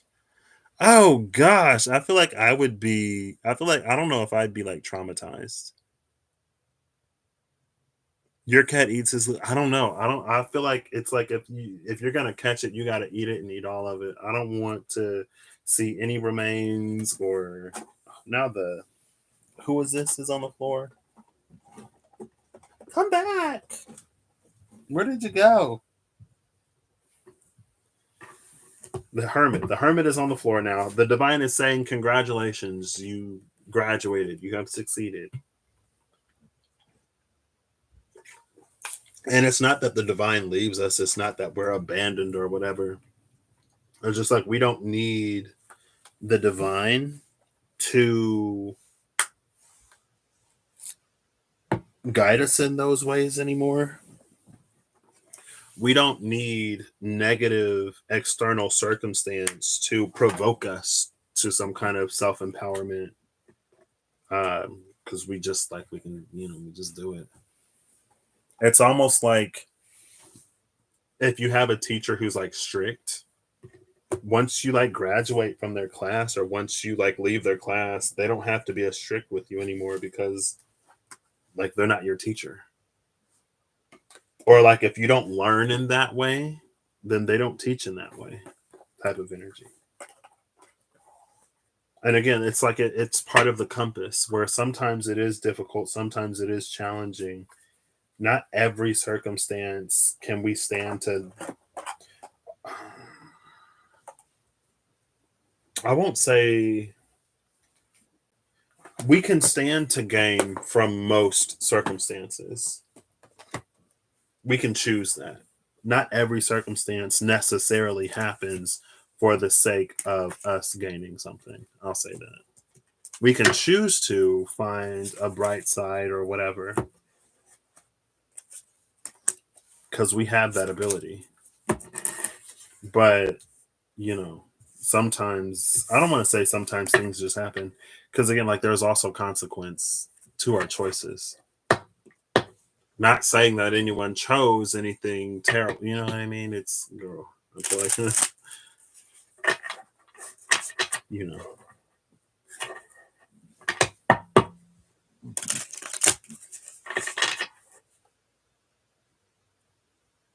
A skunk as his bestie?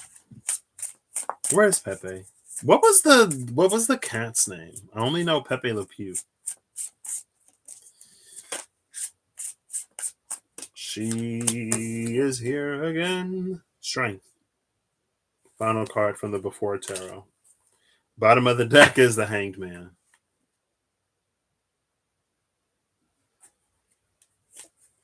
I feel like this is just like, and then the Knight of Wands is behind the Hanged Man.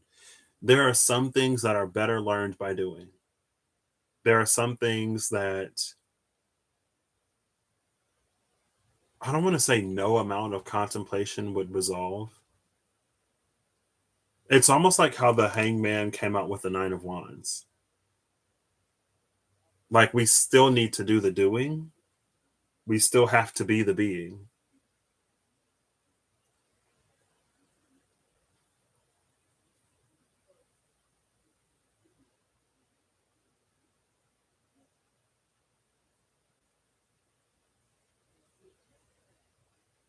And maybe we know enough because he's already like, this is the before tarot, right? And he's already got his little light thing on. It's not as big as it might be like later, but it's like we know enough to get moving. We know enough to do what we need to do.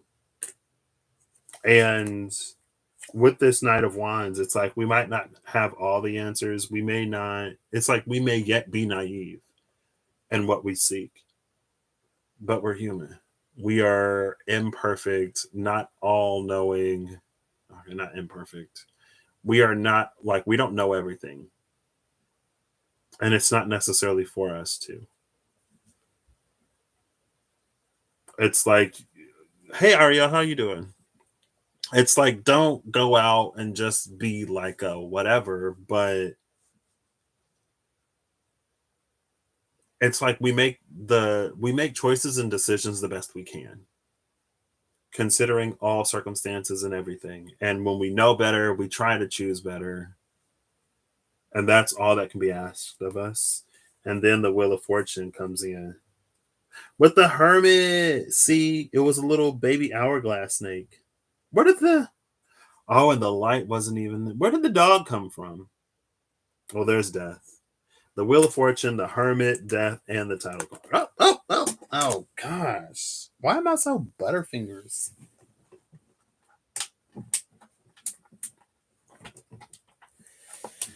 Whew, I dropped the title card is in reverse. I like the title card in reverse. The title card is the live life and find out card. The live life and that's literally this. Live life and find out. We're not perfect. We're gonna make mistakes. Do the best we can. And then things will start to turn. It was the Wheel of Fortune, death, and then the Hermit. Right? Or was it the Wheel of Fortune, the Hermit, and then death? I think it was death and then the Hermit.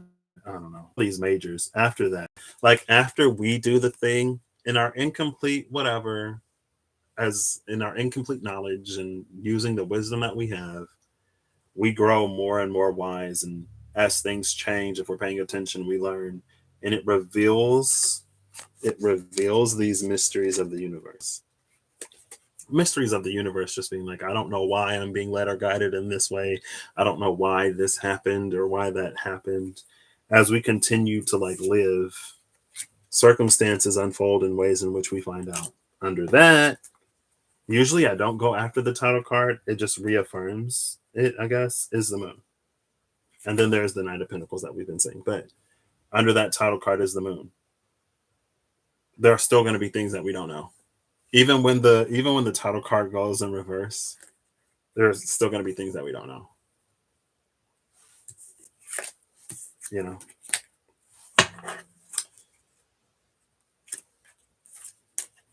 So many mages. You're melting in this energy today. Today, I got on the treadmill and the treadmill quit on me. Apparently, after an hour, it's just like, you're done. Call off, get off, go home. I'm like, okay, fine. But then, yeah, anyway, I'm decent today. Hungry. Hungry. How you doing, folks? Hungry. Y'all remember that episode of SpongeBob? When SpongeBob was telling jokes instead of flipping patties? And people were like, get back in the kitchen, SpongeBob, we're starving. Oh, that was the episode he was telling the squirrel jokes. And Sandy was like, I don't like it when you tell squirrel jokes. And SpongeBob was like, well, if I don't tell squirrel jokes, then people won't laugh. So, can't be a comedian and not tell squirrel jokes.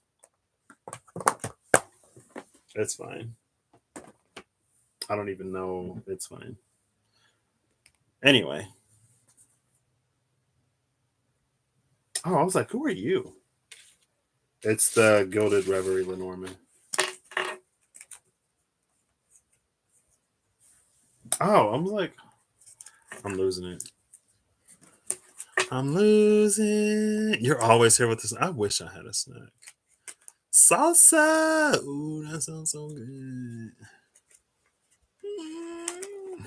Yep, it's every planet except for um, Saturn, the ones in Pisces and Aquarius. So Pluto, Saturn, and Neptune aren't in it, but everybody else is there.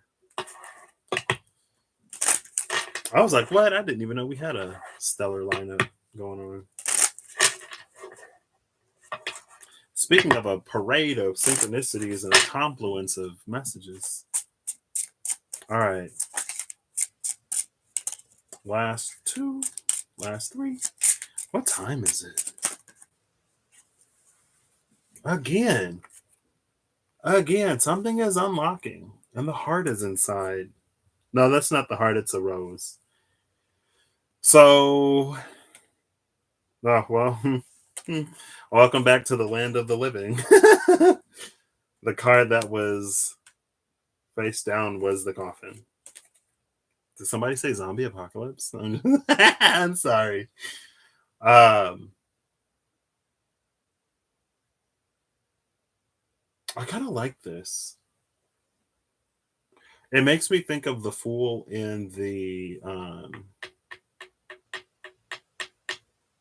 Santa Muerte tarot.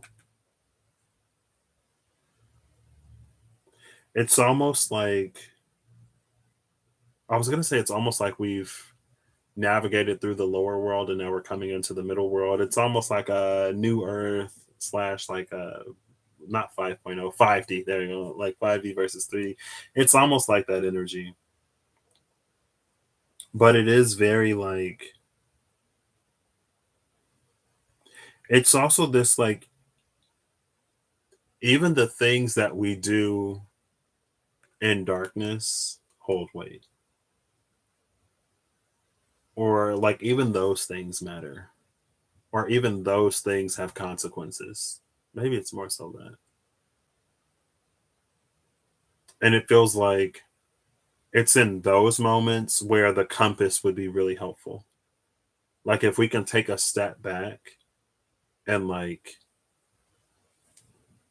complete the picture and then show up, react, or respond in a way that more, and like it's not that we discard our emotions or that we disregard how we feel, and that it's not anything like that, but it's because that was with the Page of Pentacles. It's more so like, what is the impression that you want to make, or what do you want to come out of this situation?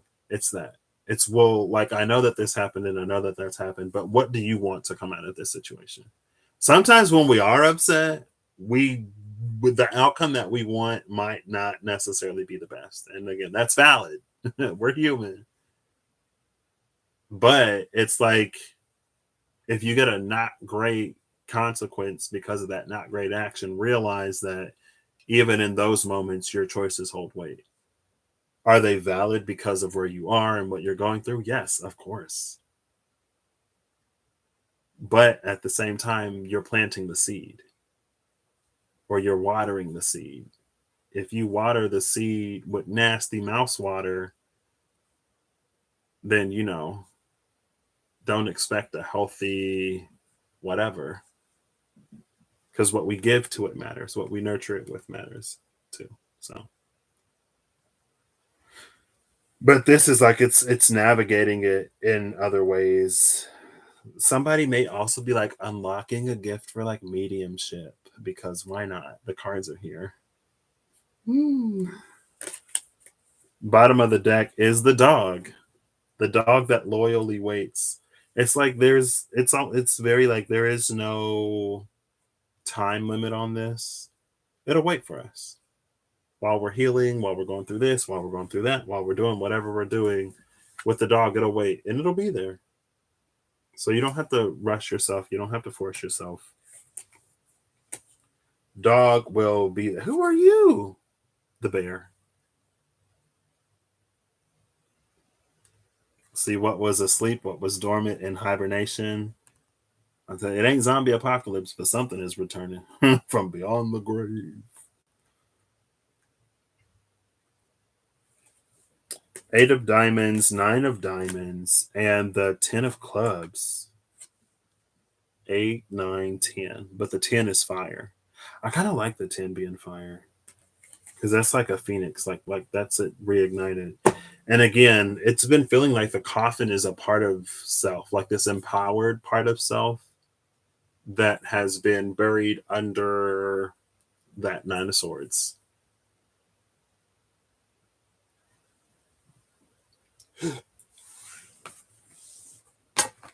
Okay. Okay. Here we go. Here we go. Where is it? Where is it? Here we go. I'm like, where'd it go? Where'd it go? Who I got a potty. Potty. 2 hours. Maybe I should just stop doing final cards. Because then I could have just shut it down at least at like an hour. Hour and a half. It's fine. I don't mind the longer videos. And like no one's forcing anybody to watch anything. So.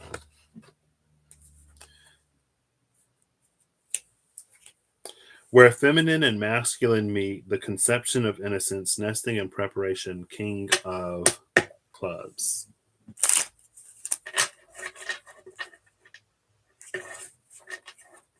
Interesting. Interesting. I mean, this would be the manifestation of what a lot of people were saying the age of Aquarius would be. Like, you know, we're all going to be sovereigns, living, like co-creating with spirit as whatever.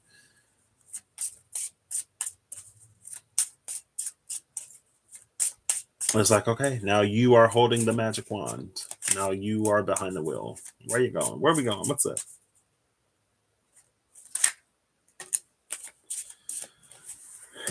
One of the Jokers. Prophetic dreams, inspired action, tapping into the other side, with tapping into the seed of all creation, understanding what predates all, things that must remain in the dark at the bottom of the deck. And this, oh gosh, why am I so butterfingers? This is starting to get annoying. This is starting to get really annoying. That's the ace of spades. Tapping into the other side, tapping into the seed of all creation, the blistering heat and freezing cold at the heart of all creation. Very like co-creative energy, very like congratulations. Here is your artist's permit, here's your architecture degree. Now you can start writing blueprints. I saw something, I was on the YouTube shorts again. Somebody was like, here's a proof that even the designers of the most expensive, most luxurious of homes can still make mistakes. It was like a bathtub that had the thing, but it didn't have any way to like divert, speaking of water, it didn't have any way to divert the water from the bathtub spout to the shower head. So they're like, now if you want to use the shower, you're going to have to like install a diverter or something like that. Because the architects, the builders, the blueprint drawers, the people who installed the tub, nobody was ever like, how do we get the water to go from the tub spout to the shower head?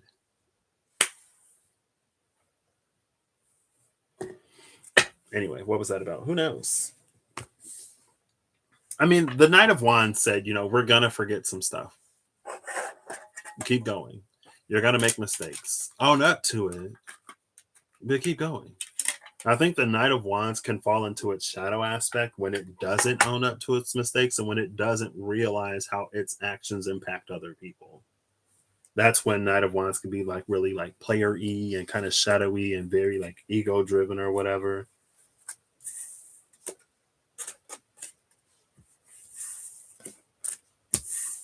Last but not least, let's get a fairy. A fairy. No problem. Very fairy.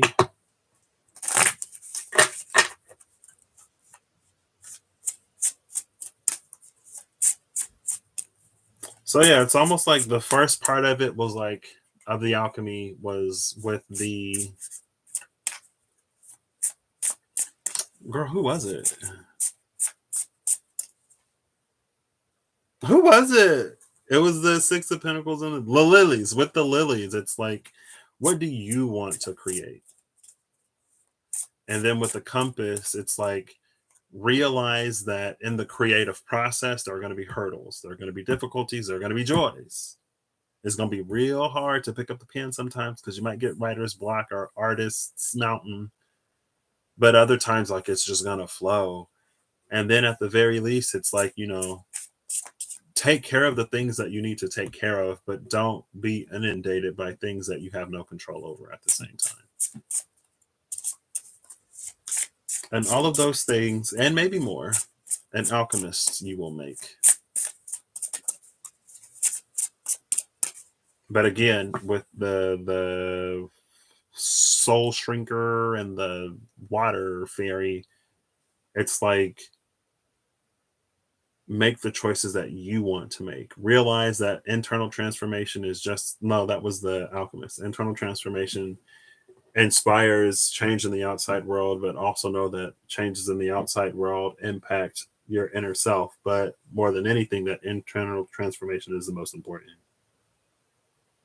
What did she say? No, I don't even remember. What did you say? The soul shrinker was just like, do the things that you mean to do. What number was she? 37? I don't remember. Whatever she said. Oh, here it is. It was 37. Water is mutable, changeable fluid, and Tobias speaks to us of a particular kind of change of emotions, and possibly a change in health. We have important choices to make about how we meet those changes and where we let them take us. We only decide how we meet those changes and where we let those changes take us. Right? So if just because somebody cuts you off in traffic doesn't mean that you have to be a raging behind the wheel monster. Contrary to what you may believe, you can keep your peace because there's probably been a time in your life where you've cut someone off in traffic. And maybe you didn't see it, maybe you didn't know, maybe you really had somewhere to go. You know what I mean? Okay, that's what it was. Oh, yeah, the internal and external changes. I remember. Somebody flipped over towards the bottom. What? Don't tell me these cars did a 360. Flew up in the air, did a 360, and came back down face down. Okay. I mean, y'all can do whatever y'all want, little fairies. I'm just a dude. I'm just a hungry man. I saw Kid Cuisine in at Walmart yesterday, and those commercials always made Kid Cuisine seem so fun, but Kid Cuisine was terrible. It was it was disgusting. It never turned out right, or it was never really that good.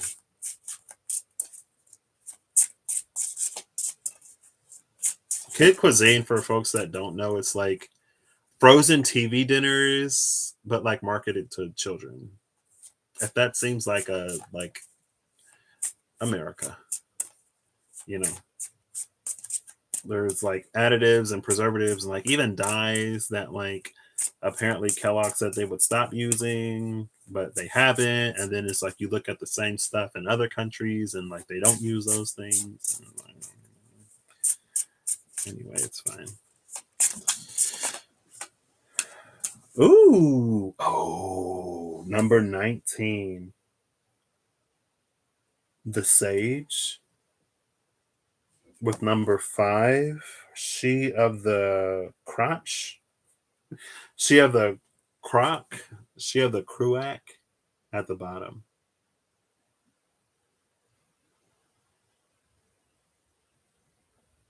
The Sage.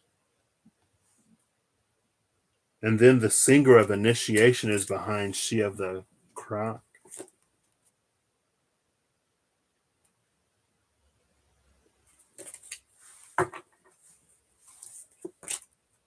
This is such a like the coffin is really feeling like the person that we're meant to be or the people that we're becoming.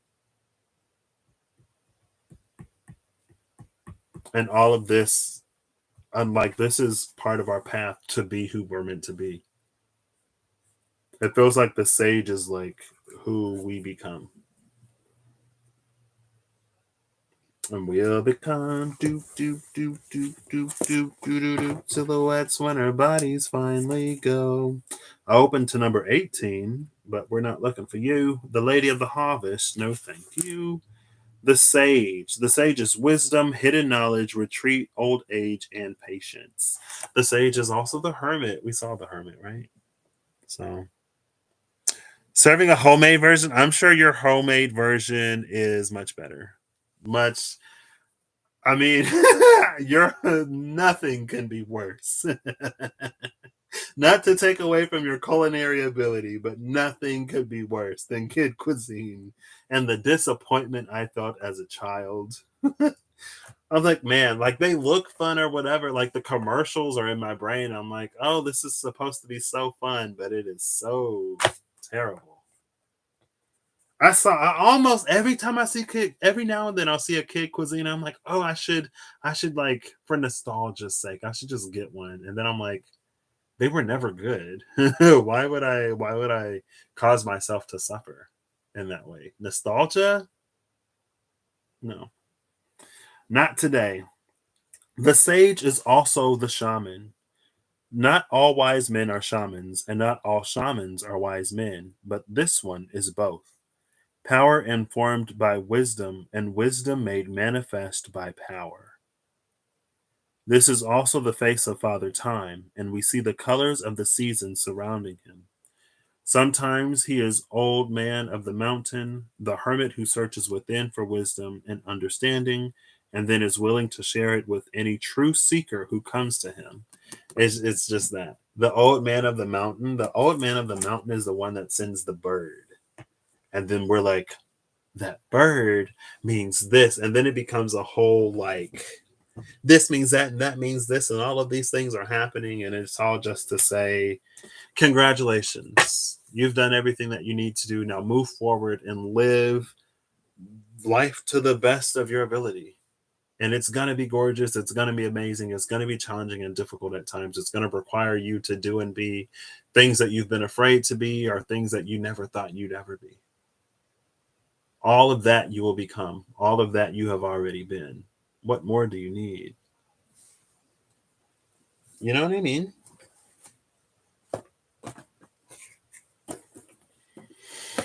So yeah, Aries season is starting us at the keeper. You know, asking us to be the emperor, putting us on the spot. I feel like I should offer something to someone. But I also kind of want to go. But I really feel like someone in particular, something that's part of a collective, something feels like not unresolved, but it feels like something else wants to like be said. You do. Your kids would just eat the nuggets and leave the rest. Yeah, the nuggets were decent. The nuggets they were, but like microwave chicken nuggets aren't great, but they're also not bad. You know what I mean? Like they're not terrible. They're not necessarily like delicious. I wouldn't say that they're good, but they're not bad. They're very not bad. They are extremely okay. Um, insanely palatable. Not great, but very, very, very okay. Yeah. You can. It's been heavy on my mind to like at least do the first few or the first two readings in um the curriculum. I'm like, I should do it. I should do it. But at the same time, I'm like, oof. Because the way I do it, like I can pre-record it. But like when I did it live, there was something about like being there in the moment that was like, I don't know. Your off-grid jungle life does not allow for a microwave or a dishwasher. A dishwasher, I've matured enough to be able to live without. A microwave, also technically, I've matured enough to be able to live without, but I feel like I'd miss it. Kind of, I've honestly like, I've kind of low key been pulled away from the microwave a little bit because it's just, I'll just be like, I don't feel like microwaving anything. Like, I'll be hungry, but actually, I was gonna get, I don't even remember what I was gonna microwave the other day, but my body was like low key, like, really? The microwave? After you've been like cooking and using the instant pot and stuff, you're gonna go back to the microwave. I'm just like, ugh. And it's like the microwave is so convenient, but I'm too lazy for that convenience. I'm just like, I don't feel like using the microwave. And it'll be like leftovers or something. And it's like, I don't want to put them in the microwave. And then my mom's like, well, just put it in like a smaller pot and put it back on the stove. I was like, oh, I could do that. Or I'm like, Mom, I'm tired. I don't know how. Can you do it for me? It's like, I love being home. How much longer am I going to be home? I don't know. But for now, you know, here we are. Yeah, I know. With 4 kids, do they all like the same food though? So can you just like make a lot of one thing and everybody eats it? Do you have to make like multiple meals? Oh my gosh, that's dedication. That's love. Wings on the grill and corn and potato salad. Ooh, I want some potatoes now. I do have. I'll just use them. I'm going to use the reading fortune telling cards for little unrelated, as an aside, collective message. Man, yeah, I'll do it. These cards, I'm very, very, very. I'm always very like about because they seem kind of not nasty, but like intense, intense, intense. You said your dad, he has both and you never use them. So when I would stay with my buddy, before he wouldn't use the dishwasher ever. So we always had to wash everything. That's why I don't mind washing dishes now, low key. And like if you wash dishes as you use them, it's not as many dishes as if you let them pile up. So that's also nice. um, but last time I went, he was using the dishwasher. He was like, "Oh, just put it in the dishwasher." I was like, "What?" I never thought I would have heard that from you. People change, apparently.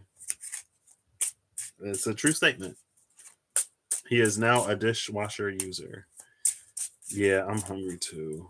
Oof. I need to get groceries from the grocery store. All right, we're gonna do 4, 3, 2, 1. 9 of spades, ace of diamonds, 4 of clubs, 3 of diamonds, 8 of hearts, ace of clubs, jack of diamonds, 10 of diamonds, king of spades, queen of clubs. Bottom of the deck is the 2 of pentacles. So, oh my gosh, 9 of spades, ace of diamonds, 9 of swords, page of pentacles. We have flowers and birds. Roses indicate beauty and rugged health. The birds signify dire misfortune and fierce enemies when near, if far away from a person. With 7, 16, 12, or 22 between, a chance to avert an evil spell. There's a lady. She's number 18. She's not 7, 16, 12, or 22. 7, 16, 12, 22. None of them are on the board. The only like person I see is this lady. Well, there's a bride here. It's fine. See, that's what I'm like. It's almost like opportunities. Maybe because it's what misfortune, dire misfortune, and fierce enemies when near. Dire misfortune and fierce enemies when near. But the rose is here. I love the rose for that because it's almost like the dire misfortune can be the result of a misunderstanding. Like with the rose here, also with the key in the cupboard here, like depending on how we navigate a certain situation, it can like completely flip a dynamic to the point where it's like unrecognizable. That could be sort of like the trigger to an irrevocable change, going back to the Nellis of alchemy. The four of clubs, the key nearby is a certain augury of success, but if surrounded by unlucky cards, the prognostication is illness. The money safe indicates riches. If shut side is toward the person, it denotes loss by speculation. Well, the shut side ain't towards nobody because it's off to the side facing nothing. So, an augury of success next to the birds. Again, it's like, and it's such a success. It's almost like it feels so completely game changing. It's really like overcoming something for the first time. It's like something about the way that we navigate a situation or show up in a certain environment really proves something to us. Because strength was behind that nine of swords. Strength behind the nine of swords was like that was us like talking ourselves up and like being open to like spirit and other people like coming in to like motivate us or not motivate us, but like, to remind us of who we are whenever like, we're faced with a certain challenge. And then we show up in a way and we're like, wow, like I really am capable of doing this thing that I didn't think I was capable of. Like I knew I wasn't lying to myself. Lion, Lion, because the strength card. I knew I wasn't lying, but wow, I really wasn't kidding either. The cat is like literally right here. There you go. You gotta be kidding me. The next row, the eight of hearts. The cat indicates flattery if near number 6, foretells personal injury near 29, and 30, it denotes strife. 29 and 30 aren't here, but 31 is here. So again, it's almost like it could border on strife, but it doesn't have to be. 31, the roads turn to the dark clouds foretells misadventures, but far from the person, the evil consequences may be averted. We see the clouds came out. The clouds were breaking because of the letter. That was like the clouds came out. It was the letter, the mountains, the well, the lady, and the home. So it's that like message received. Like we don't have to navigate. We don't have to do things a certain way anymore. And then we have the rider, the Jack of Diamonds. It's a sign of good news unless alongside 6, 8, 11, or 13. Both of these mention card 6. Both of these mention, so both the cat and the rider indicate card 6. Card 6 can derail or make worse both of these, but the Ace of Clubs is in the middle. Ace of Clubs is the Ace of Wands, is that Knight of Wands. That's to like choose to do things that you want to do, choose to say what you mean, choose to make choices that have consequences that you desire.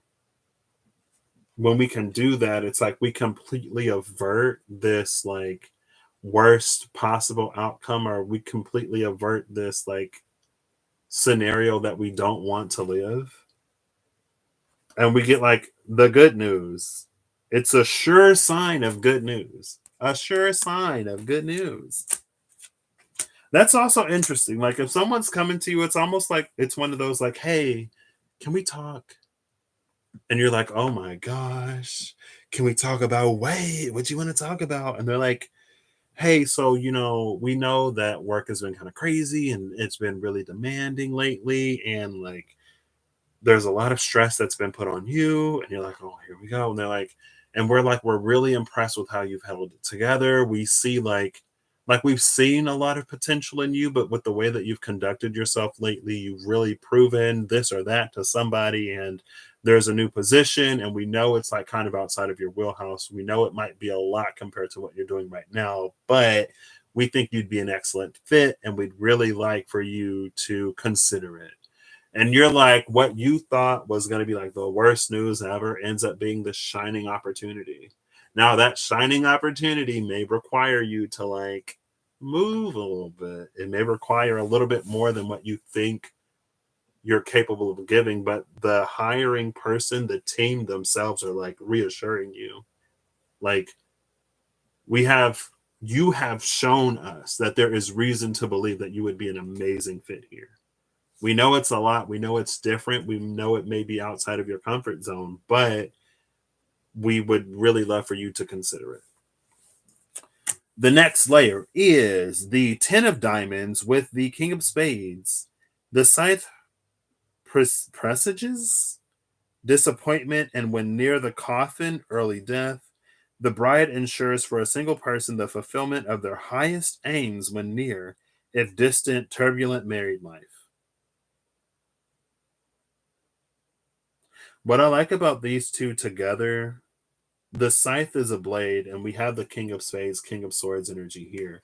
But it's like it can be used as this 10 of pentacles energy. This could also be like a change in direction. Um, if it's not you, it's almost like well, now I know where I want to go. What do y'all have in Hawaii besides heat?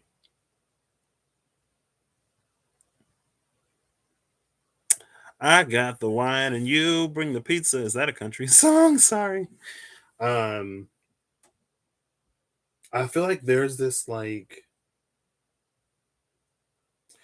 it honestly feels like someone coming into a role and not being a villain or not being a bad guy.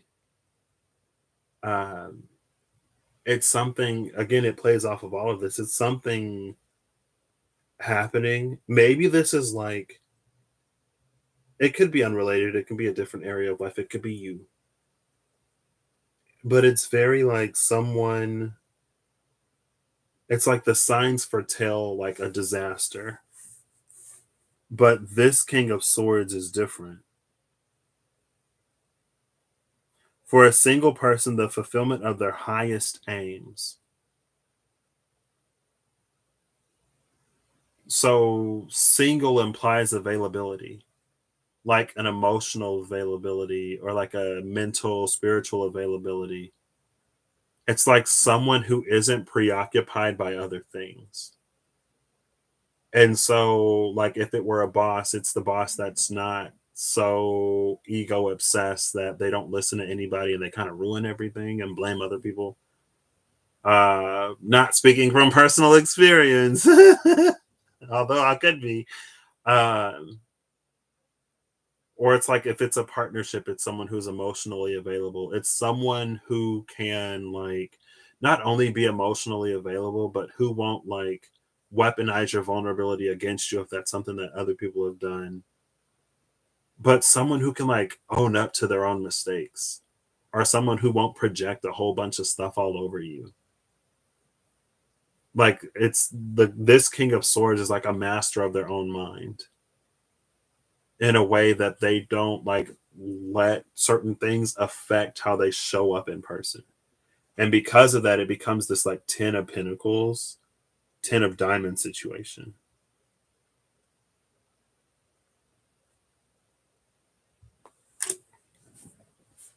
And then last but not least is the queen of clubs.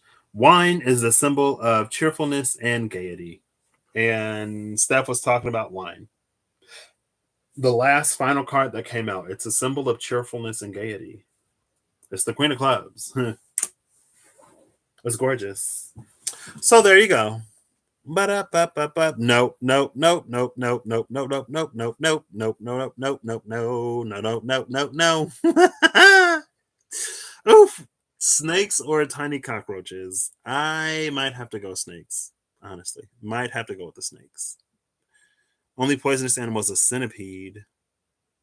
Small, harmless spiders, lots of frogs, praying mantises, stick bugs, beetles. I can't do centipedes either. I can't do centipedes. I can't do cockroaches. So I might stick with the snakes. But when you talk about gators, I don't know. That's why like I kind of like living where I am, right? We don't get like I live in a valley. We don't get a lot of tornadoes, we don't get earthquakes, we don't get floods. Ain't got to worry about wallabies and dingoes, spiders, and maybe an odd centipede here and there. There are some snakes, but mostly like garter snakes. I've seen maybe like two snakes in my life in the wild. Like around here, I don't know. Midwest is the best. You know what I mean? Drifting off into the ocean, or there's not like a lot of fires and stuff like that. Although I think there was a fire in Chicago at some point, the Great Fire of Chicago, or was that London? I don't know. They seemed worse there. Okay, well then, yeah.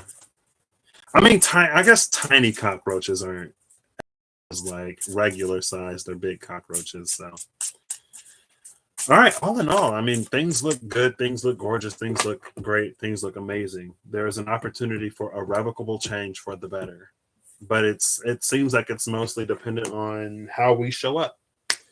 And it's also dependent on our ability to allow things to unfold in ways that they haven't necessarily for us in the past. It's to be open, not to be naive. It's not to be dumb, but it's to be open. And the things like they will show us that they're different, right? So, what is that? You gotta get up and try. Try. Gotta get up and try. I don't know. Anyway, no problem. So I hope you all have an amazing whenever you see this. I hope you're all acting in alignment to make all that you wish to experience your reality. Enjoy this like 15 million planet lineup, apparently. And yeah, I will catch y'all next time I catch ya. Until the end, use your intuition, discernment, guidance, be open, navigate. Whatever is for you in the time that it will be for you, but realize that you are becoming exactly who you need you to be. And also who other people need you to be. You know what I mean? And it's not about what people want, it's about what people need. So even if you want, a pat on the back and a shoulder to cry on, if you need somebody to put you in your I'm kidding. I kid, Josh. Whatever. Anyway, I'll catch y'all later. Bye.